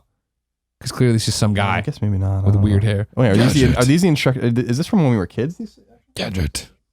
This is the best image we can get? Are you fucking kidding me? It's like Bigfoot. Christ. Can't I just look at a god that, you know what? Whatever. I looked at it really quick and I thought it said Dr. Drew face and I was like, I didn't mean to put that in there. That's why I can't find it. But it did say Dr. Claw. Dr. Drew face. So what I tweeted out was that of this kind of corniness about Arkham Origins, but also I'm thinking about it from a different perspective where what kind of message does this send to the consumer from WB's perspective? Like, you market this Arkham game, you sell it for $60 and it does pretty well. And then you're just like, it's not a real Arkham game. Like the Arkham games that you love or whatever, like, love, like Asylum and City, those are real. The one you paid $60 for, just like those, that's a fake one. We're never going to even acknowledge that one exists. So thanks for your money. And now we're going to go to Arkham Knight. And then we're going to repackage all these and let Rocksteady kind of wag the dog or whatever, because that's certainly what's happening, I think. I mean, you have to assume we had that interview, right, where Sefton was like talking about the Rocksteady trilogy. Yeah, and it's like, okay, but like, is WB just letting this happen? WB just invested money in this game and it's just going to pretend it never existed, basically? Like, if you didn't own it on PS3 or Xbox 360, it's just it. Or I think it's on PC maybe too. That's it. And I'm just like, it's disrespectful kind of the developers. I'm not sure. But regardless of that, it's disrespectful, I think, to the consumer in a way too. And it reminds me a little bit, someone had brought up, of Uncharted Golden Abyss, where it's like, is this a real game or isn't it? Like, is this a real Uncharted game? Then treat it like a fucking Uncharted game. And Golden it's the same Abyss, thing with you could get around, right? And the fact that it was made for the Vita, it did have so much touch crap in it, blah, blah, blah, blah. You know what I mean? That I can kind of give you an out on, like, because there would seemingly be more work getting that to run in the collection than getting another Batman game that is basically the same Batman games to run. It's the same game. It's just on the same engine. I'm with you. Don't get me wrong. It's just strange. As one of the many defenders of Origins out there. What's up, Alex O'Neill? I saw you tweeting today that it sucks because I would love to replay that game. I would love to replay all of them like that. I just wonder what kind of message it sends. Like it's the same thing. Like we have a different perspective of 2K releasing the rumored BioShock collection, which hasn't been announced yet, but it's clearly coming. Yeah, it keeps getting rated. BioShock's in there, and BioShock 2 is in there, and Infinite's in there, but only BioShock and BioShock Infinite were made by the same studio. BioShock 2 is a standalone game from a different studio while they were making BioShock Infinite. Yeah. So they're treating it as it's a real game, even though like we kind of know, oh, it's a little bit different. It's not a Levine game per se. It's, not an irrational game per se, but it's a BioShock game, and we treat it like a BioShock game, and it's part of BioShock canon or whatever. It's a different way of looking at it. I don't quite understand. I'm with you, and I don't understand it either. I don't know, and like that's the weird thing is like it's WB Montreal, so I can't be. Is it maybe in an agreement somewhere buried in a contract with Rocksteady that you know what I mean? That if they're going to be bundling games or something like that, that they can only have Rocksteady games together. There's got to be there must be some legal mumbo jumbo somewhere that is what's making this happen like this. Because it just seems weird and incomplete. Because that was always the thing with spoilers for Arkham Knight. So go ahead and mute me for a second. I'll tap my head when I'm done. And if you're listening in your car, I'm sorry. Spoilers for Arkham Knight, right? Like every Batman Arkham game is a Joker story. And like Batman Arkham Origin did it better than anyone, I think, in terms of like that game came out and you're like, holy fuck, this is a Joker story. I didn't even see that coming. This is great. What a cool turn. I love how this is telling this Arkham quadrilogy now is this like, hey, we're giving you one. This is all about Batman and the Joker. Every one of these games is about Batman and the Joker interacting in some way. And then to take that out, their origin story, how they met and all this different stuff, which was great and had a great Harley Quinn. And like that game's so fucking good. There's so much good in that game. To have it tossed out like that is like, I don't get it. Why? Yeah, it's weird. Even if it's a space issue on the disc, and I don't know that it is, you could just say like, well, this one's a digital download or whatever, and you just get it for, I don't know. There's a million ways around it, but there's something going on in there. WB come clean. Kevin Conroy, come tell me the story. Number 4. It looks like the in-game map for the upcoming much rumored but never confirmed third Red Dead game has leaked. Originally sourced from NeoGAF user Midian and later confirmed to be authentic by a source speaking with Tech Radar. The map shows a new location east of where Red Dead Redemption took place. The new Red Dead game is rumored to take place before Red Dead Redemption. Little other information is currently known, and developer Rockstar and publisher Take-Two haven't yet confirmed anything, so take it all with a grain of salt for the time being, but it seems like this is the real deal. Are you stoked? Oh, I'm super stoked. I love Red Dead Redemption. I fucking love Red Dead. Yeah, I can't. Do you think you're going to be John Marston again? I hope not, but it would be interesting. I mean, prequel, it could be like the whole gang and you're falling out with them and stuff. It could be. Yeah, being a sequel would not really be possible considering that was like... It reminds me a little bit of the... Well, with the spoilers aside, it just reminded me a little bit of Downton Abbey in the sense that the game seems to be way more about the death of a way of life as opposed to like a character. Like Sure. As opposed to... I mean, that's not all it's about, but that was kind of, I think, an underlying theme in my interpretation of Red Dead. It's been 6 years since I played it, but... That's another one where I'm like, if you HD collection that or whatever. Oh yeah, I would play that. I would play that again. Yeah. I thought I wanted to play 3 Vice City and San Andreas again, and I think I might still, but like it's like that I really do want to play it again. We'll see what happens. We're all just fucking full of bullshit. We don't care. You put these games out and we say we want them and then we don't want them by severed, redacted. Number 5. The next wave of Star Wars Battlefront DLC has been confirmed. In June, players will be able to acquire the Bespin expansion. The expansion includes 4 new maps centered around Cloud City, and 2 new characters, Lando Calrissian and Dengar, will also be added. In addition to new weapons, star cards, and even a new game mode. So you can look forward to that in June if you're playing Battlefront. Now, you gave me some education on Colin and Greg Live. Dengar sucks. Dengar does suck. There's no reason for it. He's just in this. It's a weird one. It's a weird one. He's just in here for a laugh or something. So for people that, I'm sure Star Wars nerds out there know, Dengar is part of the coalition of 6 bounty hunters that is hired by the Empire to go after, Han Solo, and Luke and everyone. So, that's with Bosk and Forlom and IG-88 and Zuckuss, and Dengar is the 5th one, and then Boba Fett's the 6th one. Dengar's the guy wrapped in bandages, but Dengar appears... He just looks like he's in a hoodie. He doesn't even look like he's in bandage. He's a fat guy in a hoodie. Dengar appears in Jedi as well in Jabba's palace, and this was the interesting story is that I didn't even know that until a few years ago, because one of the questions someone came up to me like, you know a lot about the old Star Wars trilogy. I'm like, I feel like I know like pretty much everything about it. Yeah. And like name 15 characters, I think it was, that are in more than one movie, and I'm like, all right. Like Water. Like in the originals. And I was like, okay, Watto's not one of them, but it's like, okay, you can... Special editions. You can go through like all the whole main cast: Luke, Leia, Han, Chewie, C-3PO, R2-D2, Obi-Wan Kenobi's even in the multiple X-Wings. ones. Yoda's in them. Lando. X-Wing's not a character. Well, if C-3PO is a character, the X-Wing's a character. Wedge Antilles is in it. Boba Fett's in it. But then like you're starting to like get down and I got to 14, I think it was, and I'm like, who the fuck is who? And they're like, it's Dengar, and I'm like, that's bullshit. Dengar's not in Jedi. Yeah. And then there's this fucking freeze frame of like a second and a half thing where he's in the background of Jabba's palace. Come on, you know, sucks. A break. Lando's awesome though. Good job. Too bad Lobot's not in Jedi as well. Lobot, of course, is he's like X-Wing. He's another robot. He's like the android with the thing around his ears. Oh, okay, sure. That's Lando's assistant. Number 6. Dark Souls 3 has finally arrived, and its first DLC pack has already been confirmed, at least tangentially. Bandai Namco notes that the first pack will be due out this fall, though it's unclear what will be included in the first pack or the promised second pack due out in 2017. Since we're talking about Dark Souls 3, it's also worth noting that publisher Bandai Namco noted that Dark Souls 3 represented the most successful launch day in the history of the publisher, and is the fastest selling game the publisher has ever released. Now, I wonder if they're starting to second guess if they're going to stop doing Dark Souls games. Now, From Software doesn't want to do it, but they don't own that IP. Sure. I don't know. This might be another Rocksteady situation if they get someone else to do it. Well, maybe you put them all on a disc, but you won't put this one on there. Number 7. GameStop seems to be going all in with its new publishing business. Some months ago, the retailer announced it was publishing an upcoming Insomniac-developed game, and today, the company announced collaborations with 3 more studios. Those studios are Ready at Dawn, the developer behind PS4 exclusive The Order 1886 and the 2 God of War games on PSP. Frozen Byte, Finnish developer responsible for the Trine series. And Tequila Works, the studio recently disassociated with Sony while working on what was supposed to be a PS4 exclusive Rime. GameStop's publishing arm is known as Game Trust, and more developers will be taken on board in the future. Now, this is an interesting kind of collaboration. Frozen Byte, good studio, really only, they've done other things, but Trine is what they're known for. Ready at Dawn, I think, has something to prove now. Insomniac. Insomniac always cutting edge of business deals. Yeah, of course. That was sarcasm. The rumors about Ready at Dawn was that they were working on 3 games. Now, this must be one of them. Mm-hmm. They're working on a VR game apparently, and maybe the third game's The Order sequel. It has to be. Now, whether or not that original rumor is true or not, I don't know, but it seems like they're kind of doing multiple things. It seems like they made some money off the Sony deal regardless. Tequila Works is the interesting one to me. This is, of course, the Spanish studio that did Rime. The rumors about that game was that it was fucking busted.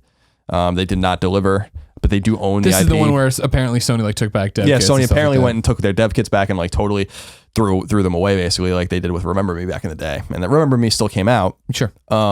We don't know the details of why that happened, other than that Remember Me apparently wasn't good enough for Sony to release. And then Donod's like, fine, we'll talk about teenage drama and angst. So that's a weird one where maybe Rime's in a better shape than we thought. I don't know. This is why I like rumors and speculation, kind of a dangerous game to play, but there was a lot of compelling evidence, or not evidence, but just rumors from sources that were saying that Rime is not in good shape. So what's more exciting? It might not be Rime, by the way. What's more exciting and more interesting to me isn't the developers as much as GameStop, really committing to this. As you see them, we always talk about like brick and mortar shops will die, right? So how do you evolve your brand? How do you evolve this store? How do you evolve a business model to survive that? And you see them jumping on this. Is this going to work? Is this going to take? Like, it's nice to see them get in bed with Insomniac. That way they're making sure that game comes out in a disc form and it's there or whatever.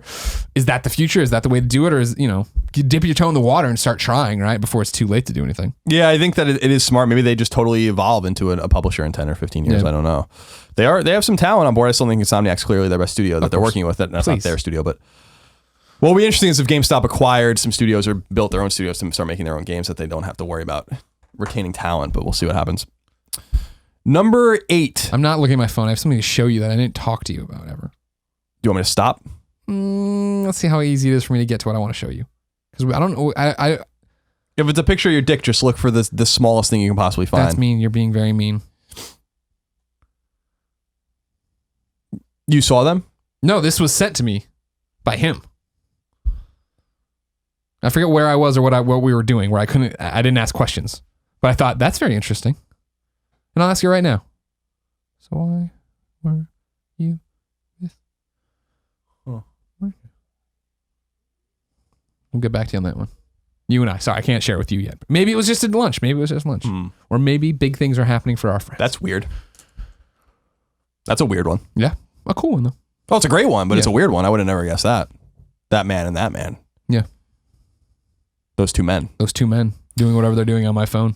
Number 8. Right next to the photos of my tiny dick.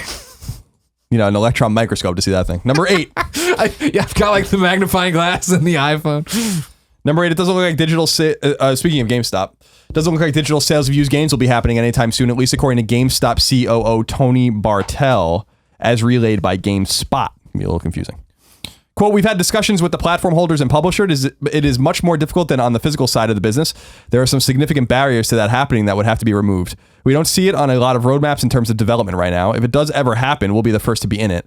We keep very close in contact with the platform holders, but I really do not see that happening in the short term, end quote. CEO of GameStop, Paul Raines, then added, quote, in Europe, there's a lot of conversation, and in the United States, it's wrapped up in a lot of issues, end quote, talking about the kind of digital rights management of selling licenses for used games. This is stupid. Like, why anyone would ever want to do this is stupid. Like, why would the publishers ever agree to this? Why would the stakeholders ever agree to selling a used digital game? That doesn't make any sense. It's trying to evolve the business model of today into something that could future-proof you later. But no, it's trying to... I thought he wasn't there, though. I don't know anymore. One of them left. I thought it was the other. I think you might be right. We'll figure it out. We'll get to the bottom of this and never tell you. So apparently there's some like this happens someone on PC with some digital things where it's just like why, like it's so stupid. Why would you do that? Like this is GameStop trying to protect GameStop. This isn't GameStop trying to do anything for anyone else. This doesn't benefit the consumer necessarily because it doesn't benefit the game, but it doesn't benefit the publisher on the back end. And without publishers and developers making their money, then that certainly doesn't the benefit the consumer. What we should be looking at is a digital only future where prices come down, and they fucking will come down. I'm telling you, they're going to come down. That's how the market works. I've said this before, Greg. Yes. If all things being equal and everything went digital, and Ubisoft, Activision, and EA are all charging $60 for the game, and then one day Ubisoft goes, we're going to charge $50 for our games. You think EA and Activision are going to be like, oh, okay, well, we're going to continue to charge $60 for our games. Yeah. No, they're going to be like, oh, we'll go to $49.99. Maybe we'll go to $44.99. Sure. You start undercutting each other. And then EA in 2 years, like, we're going to go to $39.99. You know, and that's how the market works. Until we can get rid of this problem of retailers kind of dictating terms because of the necessity of getting hardware out there, we're going to have $60 games and maybe even more, $70 in Canada right now, I think, which is, Canadians like to complain about how expensive everything is.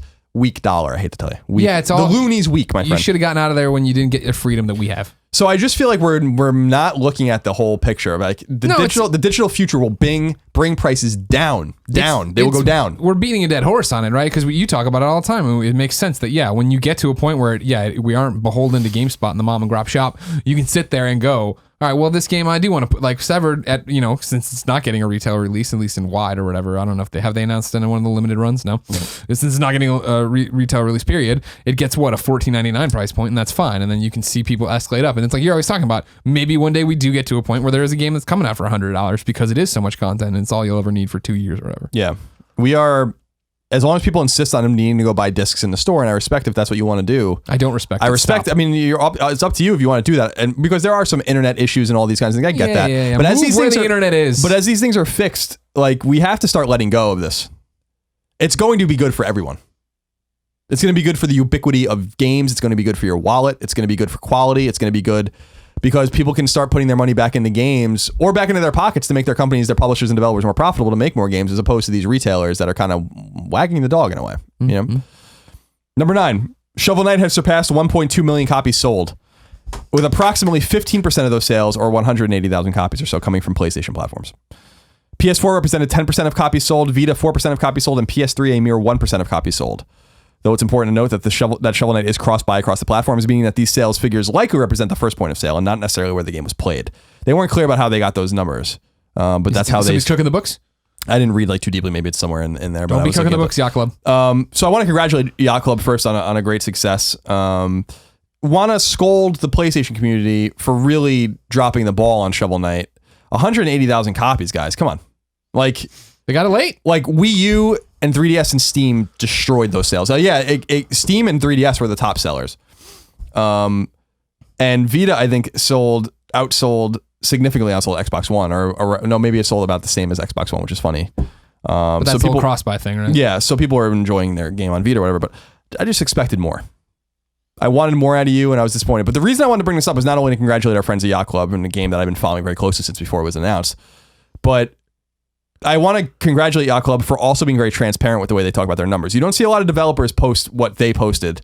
It is a long blog post about everything, like the sales of their amiibo, the sales of like card copies and digital copies across platform, and how much they cost, and why things sold better on Steam because it was discounted more often, and all this crazy data. So you should go look that up on their blog if you want to kind of see how a developer very rarely talks about a game. And they're doing that because they're comfortable because the game sold so well, and they're all very rich now probably. And more power to them. They literally own yachts now. So congratulations to them. Can't wait to see what they do with Shovel Knight 2. Kind of wondering why they're not talking about it. But hopefully maybe I'll run into them at PAX East and You'll beat it out of them. I will beat it out of Sean Velasco. If it's the last thing I do, Sean Velasco ain't getting away with not announcing that sequel. And let's hope it's an 8-bit sequel. Yeah. You don't want to see the 16-bit? No. You don't want to see the jump? Why not, Colin? You love 16-bit too. Yeah, but I love 8-bit more. They have something really special. Just do it again. Just go ahead and do it again. Then your review will be that nothing changed. That's fine. It's like Mega Man 2 and 3. It's fine. You'll be okay. You'll suffer through it.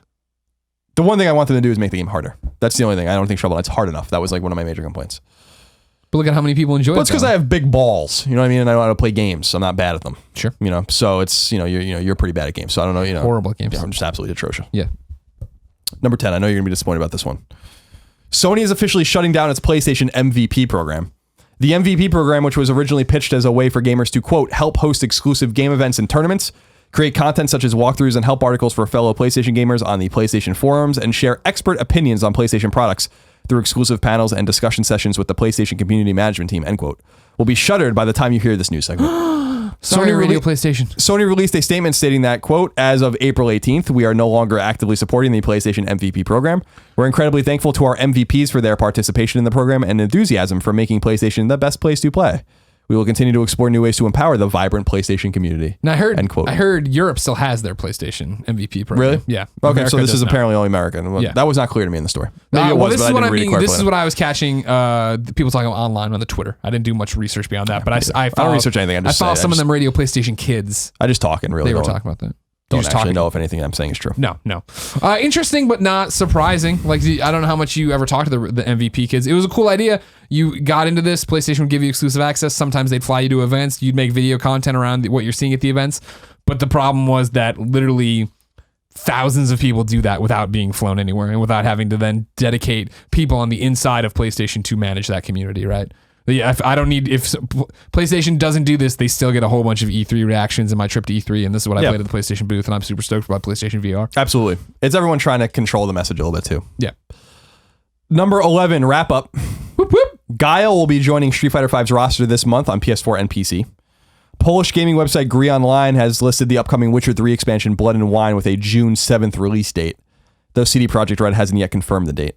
Cowards. Drifting-centric Absolute Drift Zen Edition comes to PS4 this summer. This is the same developer that did Race the Sun. Oh. Stealth action game Shadwen comes to PS4 this May. Titanfall 2 has been listed with a 2016 release year on European retailer Games website, holding to earlier rumors and information about the game. And finally, GameStop's first published game, Song of the Deep from Insomniac, comes to PSN on July. I think this is actually supposed to say June 12th. Sorry, it says July 12th here, but it's definitely not July 12th. June 12th digitally, and will also be available at retail in GameStop stores. And that is it for the news. I'm looking forward to that. Me too. Into the Deep game. No, but here's the thing, Colin. I want to know what happened at the mom and grop shops and on the digital storefronts. But sadly, Hurricane Leroy wrote in before then and says, "Hi, Colin and Greg.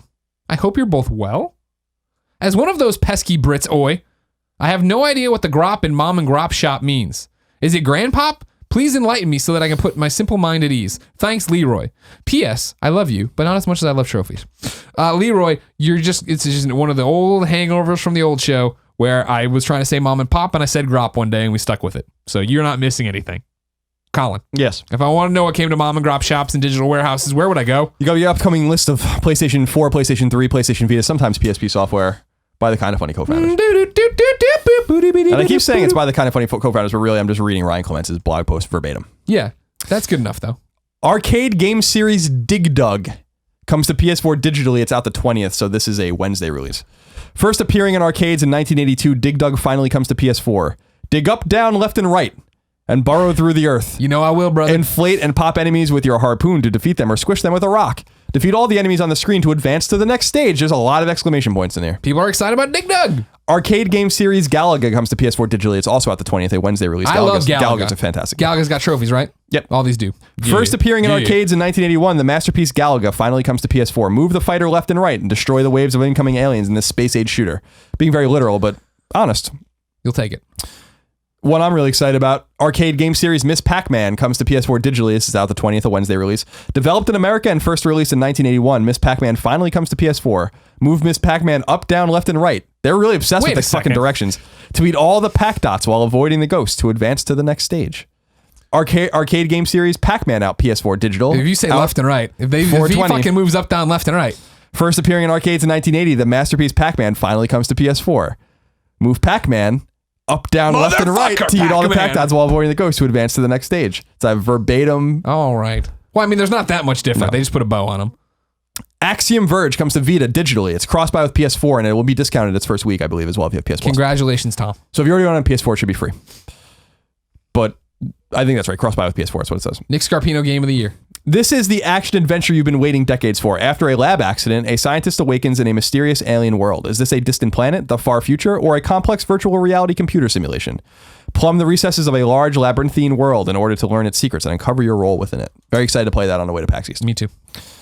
Blues and Bullets episodes 1 and 2 comes to PS4 digitally. That sounds cool. Elliot Ness, the former leader of the legendary Untouchables, wished only to spend the rest of his days working in his diner, not dwelling too much on the cesspit of corruption his city, Santa Esperanza, has degenerated into. You tell me, bro. But things rarely go as planned. The player must guide Elliot through the increasingly morbid scenarios in the 5 episodes of Blues and Bullets. So this is episodes 1 and 2. That sounds cool. The image looks really neat. Yeah, but what does the game look like? Yeah, this is art. This is even the game itself. Sounds like a Telltale type game, maybe? It does, but is that what we're getting?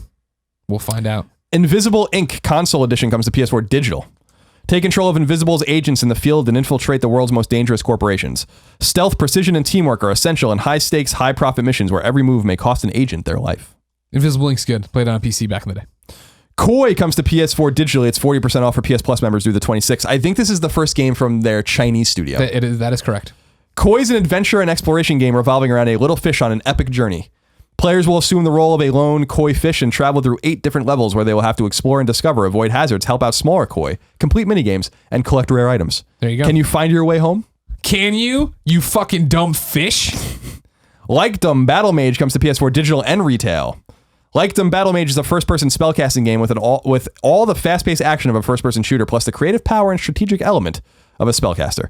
Using magic as your only form of weaponry, you wield an almost unlimited arsenal of spells that you craft using 8 main sigils, right? Sigils. Fire, ice, lightning, corruption, kinesis, delirium, necromancy, and phase. Doesn't necessarily sound bad. Loud on Planet X comes to PS4 digital. I've had this, but I have not played it yet. Loud on Planet X is an arcade-style indie music game featuring Tegan and Sarah, Churches, but with a V, Lights, Metric, and more. Choose from a cross-section of top indie music artists, then defend your stage from hordes of quirky aliens by tapping to the music and using a fun assortment of makeshift weapons like speakers, strobe lights, fog machines, amplifiers, bouncers, and custom special attacks. Whoa!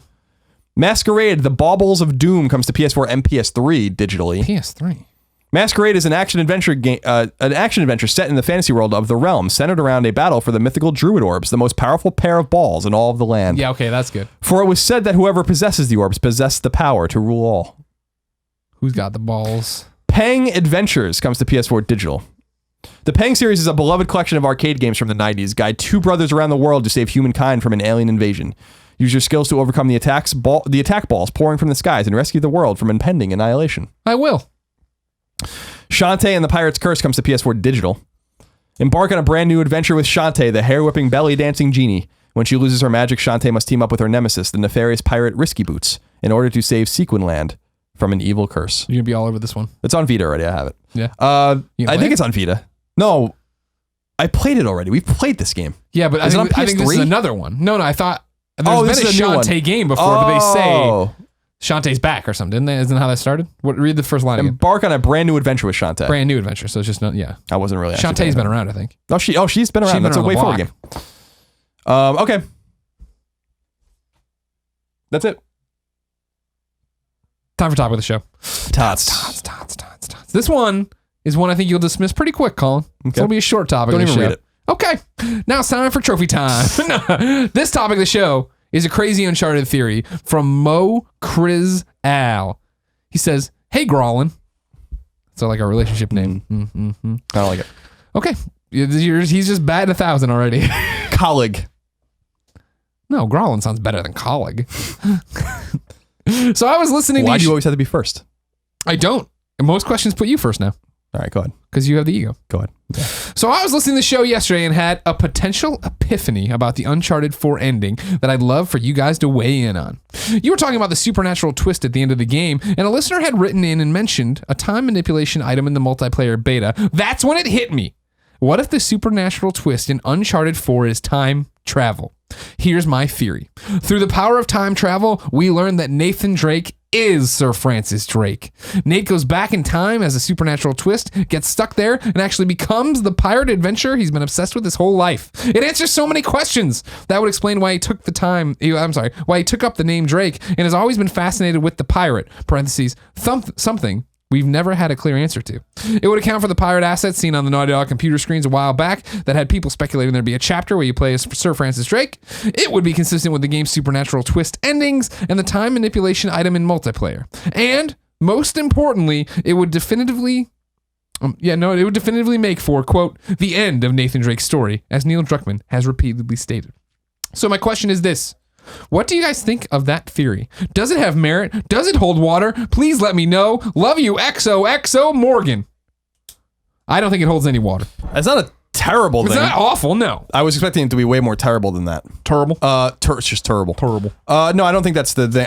I would hope that wasn't the case. It would be nice to go back and play as Sir Francis Drake, and that would be just for a chapter. Like, we know how he took the name Drake, though. I mean, that's an answered question, isn't it? The obsession with going through and getting all that stuff, right? I thought, like when he's a kid. I mean, I thought that was kind of answered in the third game. Well, I mean, yeah, in the flashback, whatever, where he goes through there, he's obsessed with Sir Francis Drake already. Why he takes that name, we're not 100% sure, nor do we know his real name. That's true. Here's the thing. I like it, except he's like, well, that because what Morgan says in here, right, is that it would explain his obsession with it. Not really, because if Drake of the present goes back into the past and becomes Sir Francis Drake, why does Drake the baby get obsessed with Sir Francis Drake? You understand? Yeah. It's not like he found a note somewhere that's like, you are Sir Francis Drake. He's like, oh, what? It's a paradox. Exactly. I need to go and get his fucking body out of the ocean.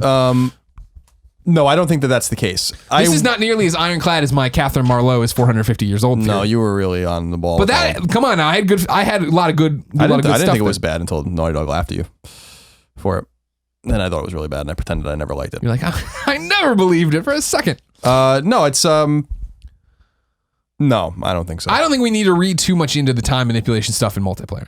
No, multiplayer, that's cool stuff. They have a whole bunch of weird curses and shit in there now that I think are fun ideas. I wouldn't read into that at all. Yeah. But I like where your head's at, Morgan. And I also like the fact that Uncharted is so fucking close. It's very close. I kind of feel like we might have it the week we get back from PAX East. I know that's what I've been feeling in my balls as well. Which is amazing. Now we're gonna get debug copies or retail copies because they've had plenty retail. They've had plenty of time. I don't want fucking debug. I want my trophies. I'm gonna go through. If we don't, I'm gonna still play it if we get debug. But we're gonna do the weekly. Well, we have to because I want to do content on it. We're gonna do the weekly check. See if we got an email with Uncharted codes in it. They're not gonna send us codes for that. They'll send us the hard copies. Don't you think? I mean, I don't know. I think Ratchet was the first retail game in a while that we didn't get retail copies of. Like we got codes.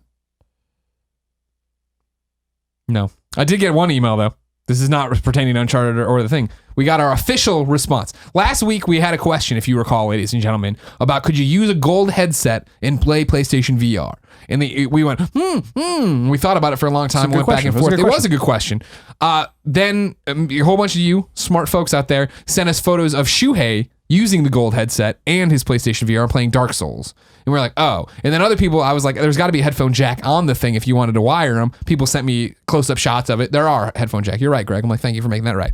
However, it has been confirmed here by Sony talking to us right now. PSVR uses one USB port for the connection between the processing unit and PS4. So the other one is open for gold. So there you go. Cool. So it was just a misunderstanding to begin with. Yeah, I think the reader tricked us. Duped us. Not really. Just let us in with it takes two USB ports. We're like, oh, does it? And then we went from there. But it turns out it only uses one USB port. And thank you all for hitting us up with the photo of Shoe. Me, I guess, more than anybody. Morgan, your theory's bullshit. But I like the way you're thinking. I like that Uncharted's coming soon. You're dismissed. Colin? Yes. Trophy time.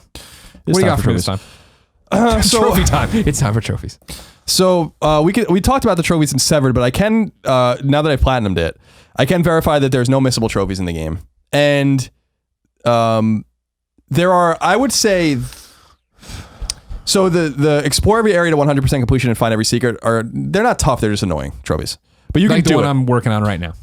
And then there's 3 for mementos, silver trophies, brother remembrance, father remembrance, mother remembrance. Yeah. Those are a little tricky. I didn't quite understand how to get any of those until later. Like it was the first, I walked into my first one and I went around this room forever. I'm like, I have no idea what's going on. And then I ran into a second room, and that room I thought made it clear of what was happening. And then I was like, oh, and I went back to the other room and did the same thing and found it. I was like, okay, cool. So those might be, I guess actually you can miss.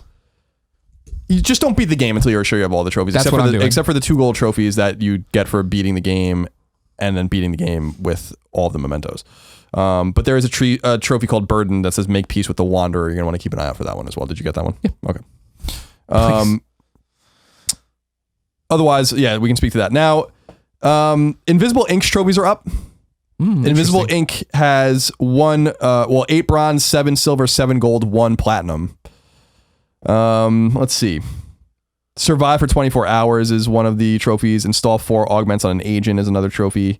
Survive for 72 hours, 48 hours, obviously. If you get down to the gold trophies, beat the game with rewind set to 0 on expert difficulty, beat the contingency plan extended campaign on expert difficulty, beat the game on expert plus difficulty, survive 5 days in endless plus mode, beat the contingency plan extended campaign on expert plus difficulty, survive 20 days in endless mode with the contingency plan content, survive 10 days in endless mode. So some of these are going to be pretty tough, I think. And then the other game that's up here right now is Loud on Planet X, which we talked about earlier. 6 bronze, 4 silver, 1 gold, 0 platinum. Lame. 3 stars on all songs on normal or higher difficulty into different regions and stuff. You're going to need to kind of do well on just completing songs to get bronzes and stuff. It doesn't seem like it's too hard. Okay. And then I don't see anything else that we can really talk about. This is a Japanese game, I think. Yes. One Piece Burning Blood's trophy list is up. It's in English, so I assume this is coming soon. It's on PS4 and PS Vita. 32 bronze, 16 silver, 1 gold, 1 platinum. Word. So this is going to be a pretty dense list if you guys want to take a look at that. And that's basically it. Not too exciting of a week. Let me just go to XO phase real quick and make sure nothing's gone up there. While that happens, I'll read you a question. How about that? Hold on a second. Let me just go to XO phase real quick. Don't read anything right now. No, there's nothing here of any use. No. The Sun and Moon on PS4 and Vita. What the fuck is this? My Sun and Moon. Sun and Moon on PS Vita. What is this? I've never even heard of this game. All the trophies are beat every level in the first system, second system, third system, all the way to the 10th system. You like systems. Obtain 100 full moon medals. Obtain 100 sun medals. I don't know what this game is. Sounds like iOS port. Put Sun and Moon in there. Shantae and the Pirate's Curse has a platinum. Shantae. Has a platinum trophy. Okay, that's basically it. I'm done. Pi Blah Con says, I see it all the time on GameFAQs, IGN, Reddit, etc., where people love getting trophies, but start complaining about the ones that require online play. Why is that the case? Trophies are, by their very nature, an online function. It is a leaderboard system in a way, so if you can't get online, why is not having 3 trophies for a game an issue if no one can see it but you? Just pretend you got the platinum. Then, for the other people who just don't like multiplayer, act as though the trophies are some requirement. If you don't like it, forget about them and move on. I love the multiplayer trophies for The Last of Us because they took dedication and separated true hunters from people who wanted a participation trophy. Parentheses, Uncharted multiplayer trophies, for example. I'm going to pull a Colin here. Don't tell Sony you love trophies and hate online trophies. Don't tell Sony you love trophies if you hate online trophies. You don't love them. You love easy trophies, and that's that. There's a lot of anger there. I know he's in a small minority of people. Everyone hates online trophies. I think that you're the first person I've ever heard say that you don't like that you like them. I don't like it, to be clear. Like, let's say, like, and this is a bad example, or no, okay, here you go. Division, online trophies. Of course, that makes sense. Great, that's fine. That's the game. That is the game, is playing online and doing something online and whatever. When it's Uncharted, I don't want a bunch of multiplayer. I'm playing Uncharted for the story. That's what Uncharted is. That's why Uncharted does a great job, I always say, with their multiplayer trophies. Cool, here's 2 multiplayer trophies for trying it out. Thanks for coming in and trying it out, because maybe now you find out you like it or don't like it. Then we're going to give you a DLC drop that gives you a whole bunch of multiplayer trophies to go get. That's the way it should be done, IMO, when we're talking about a single player game that has an online component. Yeah, I agree. Dead Star is another good example of, it's an online game, so obviously it's going to have online trophies. I just think that trophy should be attainable to anyone if they try hard enough in a single player campaign in a single player game. I don't think it always has to be that way. I have those Last of Us trophies, so clearly I don't like easy games. But it's nice to just be able to ping a game. One of the things I'm really excited about with BioShock 2 and the collection is that BioShock 2 was loaded with fucking online trophies, and they're going to have to remove those because there's no way BioShock 2's online component is going to be in this collection. So they're going to redo all the trophies, and I'm super excited to see like what that list will actually look like. That was one of the things that made BioShock 2 like kind of a shitty experience for me in a way. Was when I was playing, it was like I was just like, it's not a shitty experience, but where I was like, I don't want to go online. This was during the time when every game had have an online mode. I'm like, I don't fucking want to play BioShock online. Who wants to do that? It's a bait and switch in a way, right? You're buying this BioShock game because you like BioShock and their story elements and you want to go through and complete the trophy list that way. But all of a sudden there's this thing, and it's always the ones, again, I don't mind jumping and try this mode out. It's the get fucking 500 kills, place in the top 1% of, fuck yourself. I don't want to do any of that. There are some trophies that are impossible. Like when they were still really figuring out achievements and trophies, there were ones in, I think a racing game, I can't think of what it was, where it was like be in the top 10 on the world global leaderboards. Like that's impossible. Yeah. Like that's not possible anymore. Yeah. Like what do you guys think here? Be in the top 1% or something. It's like, what? That's ridiculous. Like there's like 1 million people that play this game. Yeah. I had to be in the top 10,000. It was the same thing with like Mod Nation Racers when they wanted you like get your creation to whatever, this many downloads or whatever. It's like when it flooded, then you were fucked. You know what I mean? Yeah. Yeah, it's no good. No. If you're going to put online trophies, then they need to be very easy because they should be a taste. Weak argument. I know. Well, he's just fired up. He's just mad to see people Weak bashing argument. him. Get out of here. You're also dismissed. Pie Bly, Colin, turn off this podcast, delete it. Colin, last week we introduced a new segment called Dear Shuhei, where people write in with things that need changed.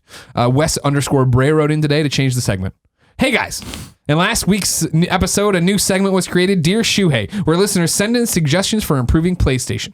Unfortunately, given his role as president of Sony's worldwide studios, I do not feel like Shu has the time or position to fulfill these requests. Parentheses, plus, he already has a segment, Stop Being Greedy Shuhei. Instead, I suggested this segment be targeted at the only man within Sony that can get the job done, Ryan, the PlayStation powerhouse Clements. Dear Ryan, please, can you provide us with the ability to group our games into folders on the PlayStation 4 media bar? Is it still called the XMB? It would be great to have that extra level of organization. Wesley, P.S. I love you. I am just not in love with you. That honor falls to Zyger. No, I'm not allowing it. We're not having something out with the Ryan Clements. He gets nothing more from us. Ever again. Launched his career. Period. Full stop. If not for Colin and Greg, or Grolin, or Craig, or whatever the fuck. Colleague. There's no Ryan Clements. But we do need it. Does this bother you? We never really talk about this part. No. Do you wish you could put things in folders and all that jazz? No, I don't care. I wish I could. There's a lot of baby fucking complaints. It's not a baby complaint. I'm not saying I'm not here going wah wah wah. I'm just saying that'd be nice. Have we forgotten so quickly how bad PS3 was? Now, for the record, you could put things in folders. You could XMB. If you could get the XMB to even scroll, you could actually put things in the folders on the PS. That's true. I like the XMB, man. It didn't run great, but I liked it. It was fine. It got so bloated though at the end. All I'm saying is that like there's a lot. Like, could we just focus on the things that really need to be changed? We're asking them for all this random shit. There are certain fundamental problems with the PlayStation Network that need to be fixed. And scrolling to the right 5 icons is not going to fucking kill you. Give me a break. Then you got to go to your library though. That's a nightmare because you got to organize it by games and apps and stuff. We are forgetting where we come from. I think with we have the 3 years that we've had PS4, 2.5 years, we've forgotten. We got cross game chat now. It's great. We've forgotten how dire it used to be. How just awful the PlayStation 3 was. I'm going to sync my trophies. I'm going to go make a sandwich for 15 minutes while this little progress bar fills in. My God, dude. It just got worse and worse, especially on when we used to use debug machines. Because we used to trick our debugs into reading like they were retail units so we could get our trophies off of our debugs. Yeah. Which like no one at Sony even knew how to do. I don't know like how we figured that out. Roper did. Roper figured it out. Roper fucked around until he got his. I think we might be the only people that were ever doing that. Because I remember multiple people being like, how do you do that? And I'm like, we've just always known. You have to figure out, you have to change the environment. Don't you know? Duh, idiot. PS4 you're is playing different. an SP-INT, idiot. Get it over to NP. PS4 is different. Like you can't manipulate it like that. I remember that was one of the first things I tried to do. I spent like an entire day at IGN trying to manipulate the PS4 to give me the trophies on it. And it wasn't happening. No. They're thinking it through this time. So then I was like, I'm not playing debug PS4 games exactly. anymore. And luckily we don't really get that many PS4 debug. I haven't played a PS4 debug at all the entire time we've been at Kind of Funny, I don't think. No, you've done a Let's Play on something for sure. I mean, my own game, I'm saying. Like, yeah. Okay. Let's Play, sure. Review, but I mean, we just don't get those copies anymore. I mean, that's the thing. Like, yeah, Uncharted, if we got debug copy, be like, all right. You know what I mean? I'll probably crank it down and just run through it and get through as fast as possible and not worry about anything. I'm sorry. It's time for reader mail. Mail call. Mail pattern baldness. Go to kindoffunny.com/PSQ to get your PS I Love You XOXO question read, just like I_M_Russian says. Let's talk The Last Guardian. Oh, God. Do we have to? Heads up. He's fired up too. Okay. Across various podcasts and gaming websites, I've noticed lately that whenever The Last Guardian is brought up, it evokes some giggling, and at least one person will mention it might be delayed. In fact, on last week's podcast, you both chuckled after Colin joked about it coming out in 2024. I will start off saying I am 100% confident this game will release in 2016. Sony must know how ridiculous it would make them look to resurrect a game 6 years after its initial announcement at E3 2009 and then delay it. Our own Shuhei Yoshida, praise be to Shu, said in an interview in November 2015 that they wouldn't be showing much more of the game because it is heavily story focused and any footage may be spoilery. So please indulge my wild speculation. E3 2016, Shuhei or Sean Layden walks out on stage and says, quote, "The Last Guardian is available for download now."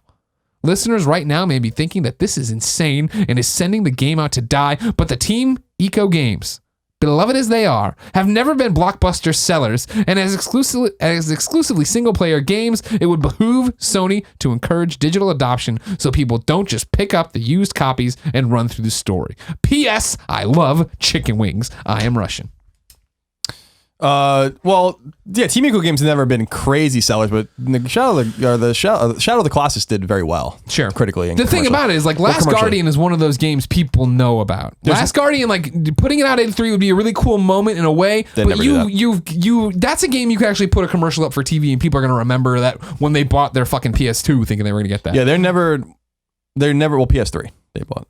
Thinking they were gonna get but I'm saying, like, I love Shadow of the Colossus. I like what I see with the Shadow of the Colossus. I'm gonna buy it. Okay. Team Eco's next game has to be coming to this platform. This isn't even really a Team Eco game anymore. That's how sad it is. No, there's no way they're going to do that. The reason they're not going to do that is not necessarily because they set it out to die, because I actually think it would be a big story. Although it wouldn't be a big story in E3 when there's 8 million other stories. It's that they're going to sell this game at retail, and how are they just going to hide the copies of the game and have it? There's no way. This is a real game. This is a game you need a marketing campaign before to get people. Hey, it's finally here. I am with you that we joke about it, but you talk about an interview in November 2015. I forget an interview I fucking conducted myself last month when I asked him if the game was coming out this year, and he said yes.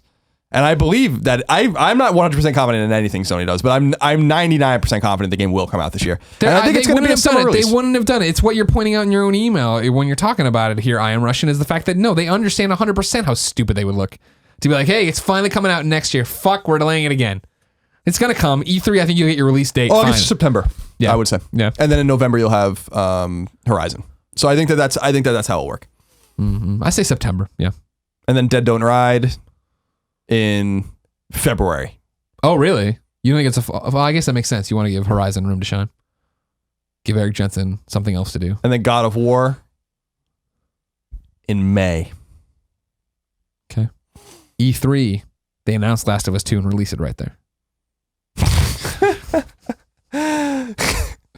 Yeah. Who does? I don't even know what to say about that. Wrote into kindoffunny.com/PSQ and says Alien Nation. Hell yeah. With the upcoming release of Alien Nation on April 26th, which way will you be playing this title? Single player, co-op, split screen, or 3 to 4 person online with no mics, I assume, Colin? Also, do you think this will be Housemarque's best game? Thanks for doing what you do so well. Who does? P.S. I think I love you, but what am I so afraid of? Single player for sure. Just the way I play Dead Nation, and we were talking about on Colin and Greg Live today, being like, Dead Nation is so hard, but it is hard by yourself. But I fucking beat it by myself on hard difficulty levels. You got balls, like you said earlier. I got balls, and I'm not bad at games. You understand what I'm saying? Yeah. Will Alien Nation be Housemarque's best game? I'm going to say no. But it's real quick, Resogun? That do you think? I would say Resogun's probably still gonna be their best game because they're making 2 or really 3 different kinds of games.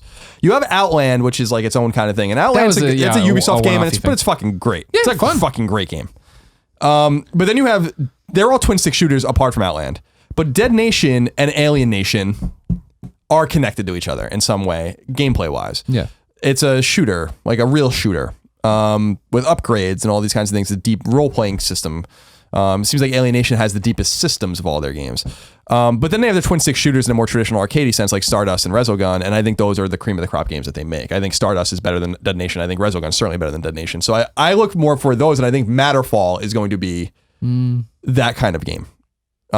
So that does. I'm still super stoked about Alienation. I should get the game today or tomorrow, and what sucks is we have to go to PAX East, so I can't fucking play it for more than a day. Bring Which your PS4, bro. I can't. You're gonna hang out in your hotel room and eat Jimmy John's. What do you care? That's true. But what if we have another situation where I can't figure out how to use the TV? Then I will come over and fix it like I did the last situation where that happened. It was simple. You did that, didn't you? Yeah. I'm not gonna eat Jimmy John's. Where are we staying? Are we staying in the same place? I don't know. Probably.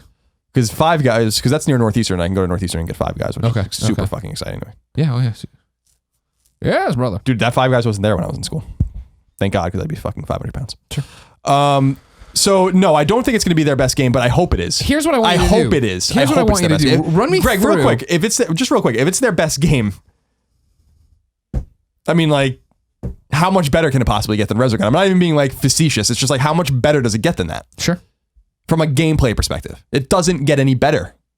So here's what I when he's talking about single player co-op, split screen, third person, or 3 to 4 online, is it playing like, how much do you know about what's happening? Is it like Detonation where I'm playing and I get the gear in between the levels and all this different stuff? Or is it more like Helldivers where I'm upgrading a guy and I'm making a dude that then I take him out and he's got like persistent upgrades? So if I took him from my game to your game or vice versa. I don't know the answer to that question. Okay. My assumption is it works like Detonation. Okay. Yeah, that's what I would assume too, based on more campaign based because there's a linear game. Right? I do think the maps are procedural though. Okay. Maybe not. Or God, I'm trying to remember what Tommaso told me and Mikhail when we were playing it. Well, we should have a Let's Play going up this week. We might talk about it a little bit. I think he brings it up there. We do have a Let's Play going up this week. Either the maps are procedural, but maybe that's not true. Maybe the things you do on the maps are procedural, which is more like Helldivers. And we talked a little bit about Helldivers, I think. Okay. I wasn't there when you did this interview, so I'm excited to see it. Well, it was a while ago now. GDC. Yeah. So I don't know. Whatever, look for it on YouTube. I'm kind of going in blind. Not blind. I mean, that's not true. I mean, I read a lot about the game and talk about the game, but I'm kind of in some respects going in blind. I just want to play it because we all know it's going to be great. I'll be shocked if it's anything less than great. Sure. Miguel writes into kindoffunny.com/PSQ just like you can and says, "Hey lovers, I have Greg's passion to play it all. I have Colin's passion to play an epic narrative/solo play. However, I have limited time. I am married and a police officer, work and court," he says. What does that mean? Work and court. I'm a police officer, work and court.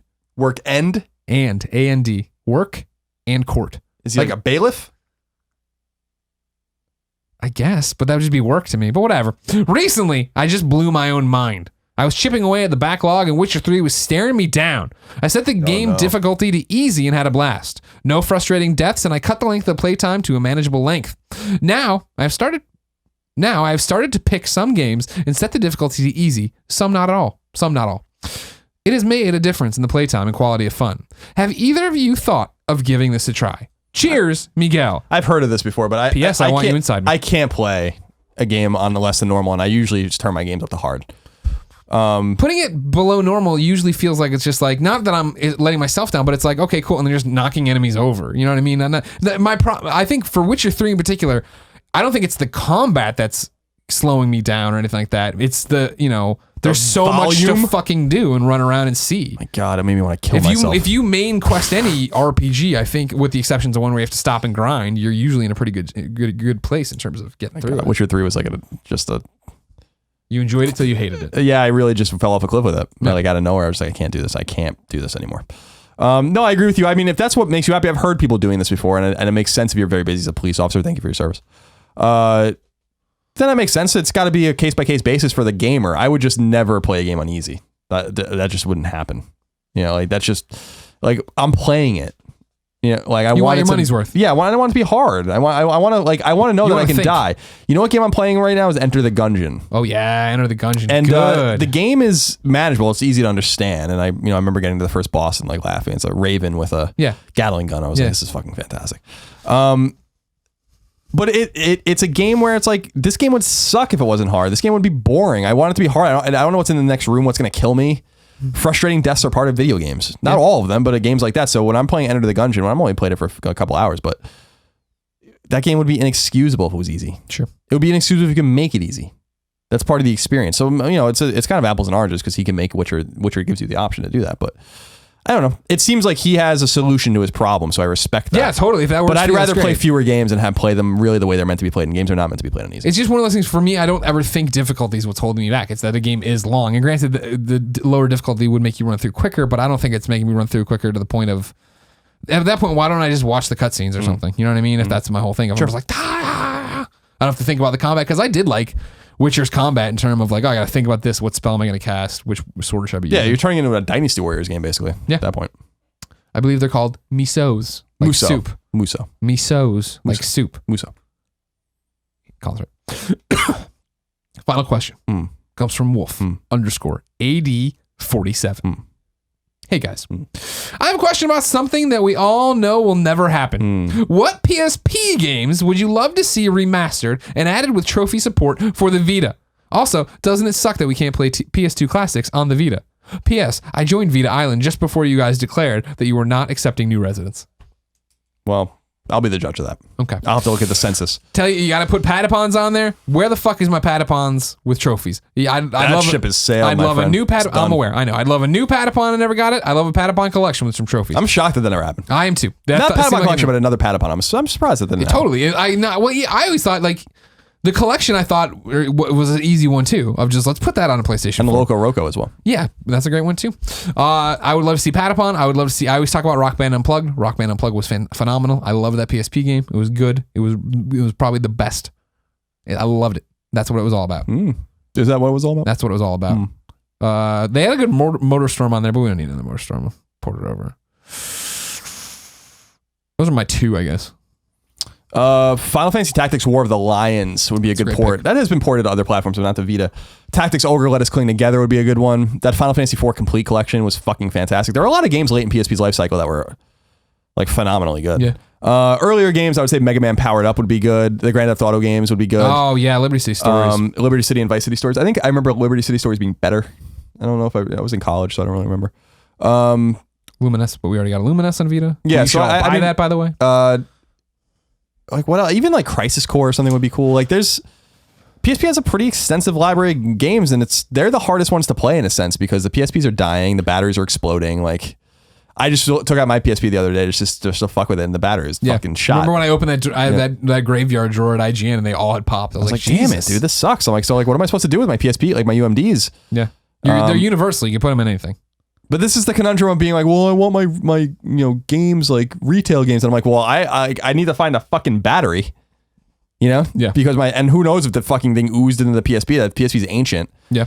I bought that PSP with Castlevania. I still got my PSP Go's around here. Those will never die. You don't have to worry about PSP Go's. Yes, we are. We'll go out soon. Okay. Colin. Yeah. Time to check in and find out who we love this week. And P.S. I love this best friend XOXO. Remember, you can go to kindafunny.com/forums. Go in there, go to the PlayStation I love you board. You put in this. You get some friends on the PSN, just like 1-Peg did. Hey there, fellas. I snatched up a Vita and I don't have many PSN friends. I'd like to start out 2016 right. This is an old one. I went to the first page. Yeah, went to the first page instead of that one.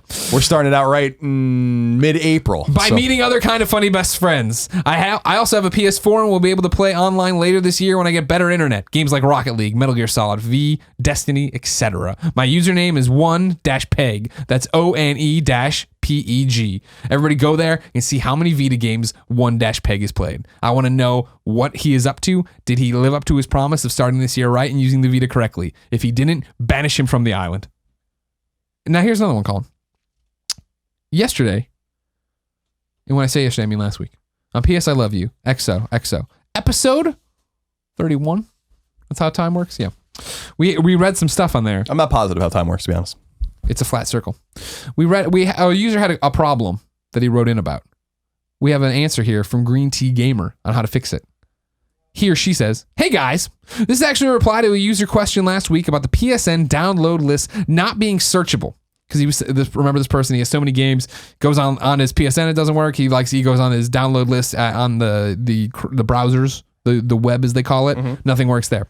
Green Tea Gamer continues, I use a browser extension called PSDLE. I use Chrome, but I think it works with Firefox too. When it is activated on the PSN Store webpage, it reads your download list and makes it searchable. It has tons of filters, including searching by platform, filtering out themes and movies, and it works with your download queue. I use it all the time, and it is awesome. Love the show. Keep up the good work. So there you go. If you have a problem, your download list is too crazy, get PSDLE for Firefox or Chrome. You can search everything Perfect. there. What is this week's forgotten PlayStation game, Colin Moriarty? So I don't know. Remind me if I've done this. Have I done a PlayStation Move game yet? If it's Deadman, maybe. Because I want to talk about Sports Champions. No, we haven't done Sports Champions. And Sports Champions 2. Okay. A lot of people are buying their moves, as we've talked about in the past. I think that's why we might have talked about. We have them back there for their PSVR unit. You know, Sports Champions 2, both by Zindagi Games in collaboration with San Diego studio, Sony-owned studio. These were great games. I actually thought the second one especially was a really great game. And there's not much. They're Wii Sports games, but they're way more advanced than Wii Sports. And I'm not saying that because it's PlayStation or whatever. It's just they're way fucking better. They were more involved. You had to do the whole thing. I remember when we got done doing archery and at night going home, my shoulder was sore because I was actually doing it. Frisbee golf the same way, right? That was disc golf, I guess. It was fun. Bocce ball. These were good games. So I mean, with precision. I don't know like what their availability is new or digitally. I don't know if they're even available digitally, but and they're PS3 games. But I feel like they're good games. If you just start buying those PlayStation moves, they're just going to sit there until PSVR comes out anyway. You might want to go and investigate Sports Champions 2, or I think you can't go wrong with either of them. If you can find them new, I mean, they're probably going to be pretty cheap. You'd have to plug your PS3 in, but give them a go. See what you think. I want to give a shout out to Sports Champions because Sports Champions, along with Sorcery and Deadman's Quest, are really the 4 move games that are worth anything at all. Sure, and they're all good to great. And of course, that game where you slide down the hill in the chair. Oh my god, what the fuck was that game called? I can envision the logo. Game sucks. It's terrible. So many bad fucking games. I don't even want to know. Don't even tell me. Get Sorcery too. Time for the PSN's worst name of the week. This one comes from a username on the forums, Torpedo Nuts. Now this is it's a walk, but I enjoyed the ride. Is it a walk or is it a ride? I mean, it can be the same. Oh. Good day, gentlemen. I wanted to share my PSN name origin story with you. Let's address the elephant in the room first. My PSN name is Just Dandy. 2 words. Horrible? Not at all. But it's definitely not what it should have been. Let's travel back to the year 2008. Insert Wayne's World time travel dissolve. My wife and I had just gotten married, and like many newlyweds, money was tight. So I did what any sane gamer would do. I sold her Nintendo Wii. Yes, she was pissed off at first, but eventually she came to realize that the words I spoke were true indeed. Quote, the Wii is a piece of shit disguised as a gaming machine, end quote. Fast forward a few weeks to when my wife gives me the best birthday gift ever. Knowing my love of Metal Gear, she comes home with the Metal Gear Solid 4 Guns of the Patriot PlayStation 3 bundle. Like a tech ninja, I plug the Black Beauty in lightning fast. But then I get the choose your name screen, to which shit goes sideways. Without hesitation, I type in my old SOCOM handle, Torpedo Nuts. Quote, really? My wife pipes up. What? That's my gamer name, I reply. Suddenly, doubt creeps into my mind. I pause for a second. Then I proceed to erase T-Nuts forever. I hum and haw for a few brief moments. Then I type in my backup handle, Dandy Warhol. Quote, what the hell is a Dandy Warhol, she asks. Okay, seriously, it's a band I like. Joy's quickly turning to anger at this point, because we're arguing over a goddamn name when I should be kicking ass with Solid Snake. Quote, fine, just Dandy it is. I type it in and pound the X button, thinking I'd simply change it at a later date. Quote, it's still pretty lame, she jabs back, causing me to grip my fancy new DualShock 3 controller a little harder than I probably should have. So there you have it. That's how my lame-ass PSN name came to be. Oh, what I would give to restore Torpedo Nuts to its rightful place among PSN gaming universe. Please, Shuhei, let us change our freaking names. Thanks for everything you guys do, keeping us informed and entertained with everything PlayStation. Sincerely, Torpedo Nuts, a.k.a. Just Dandy. It's a good one. It's a good walk. It seems like they're newlyweds, though. They're supposed to be fucking and having a great time, but they're fucking arguing about this thing. That sucks. They're divorced now. No, that's what I was expecting it to get to. I should have known that's when I should get out. But apparently his wife, very much still his wife.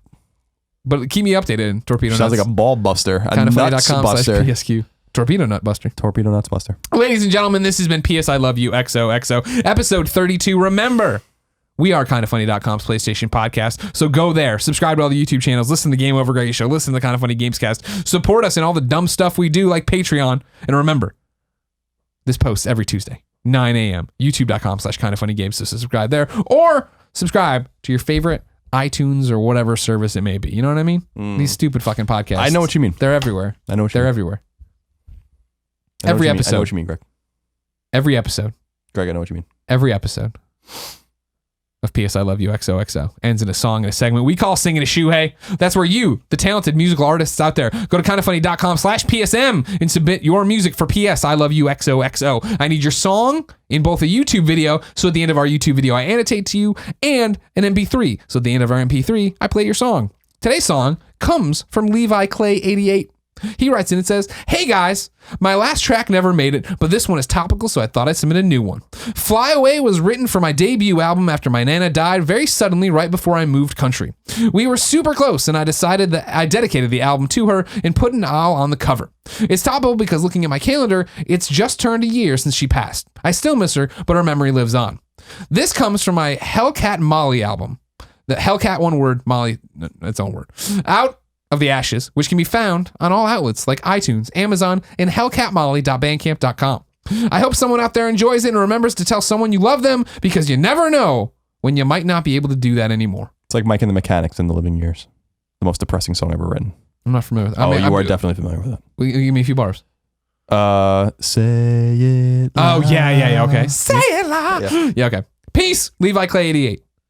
Well, I'm sorry to hear about your Nana, but I'm Yes, glad me it too. inspired good music and a good message, of course. Ladies and gentlemen, this is Hellcat Molly, Out of the Ashes. And until next time, it's been our pleasure to serve you.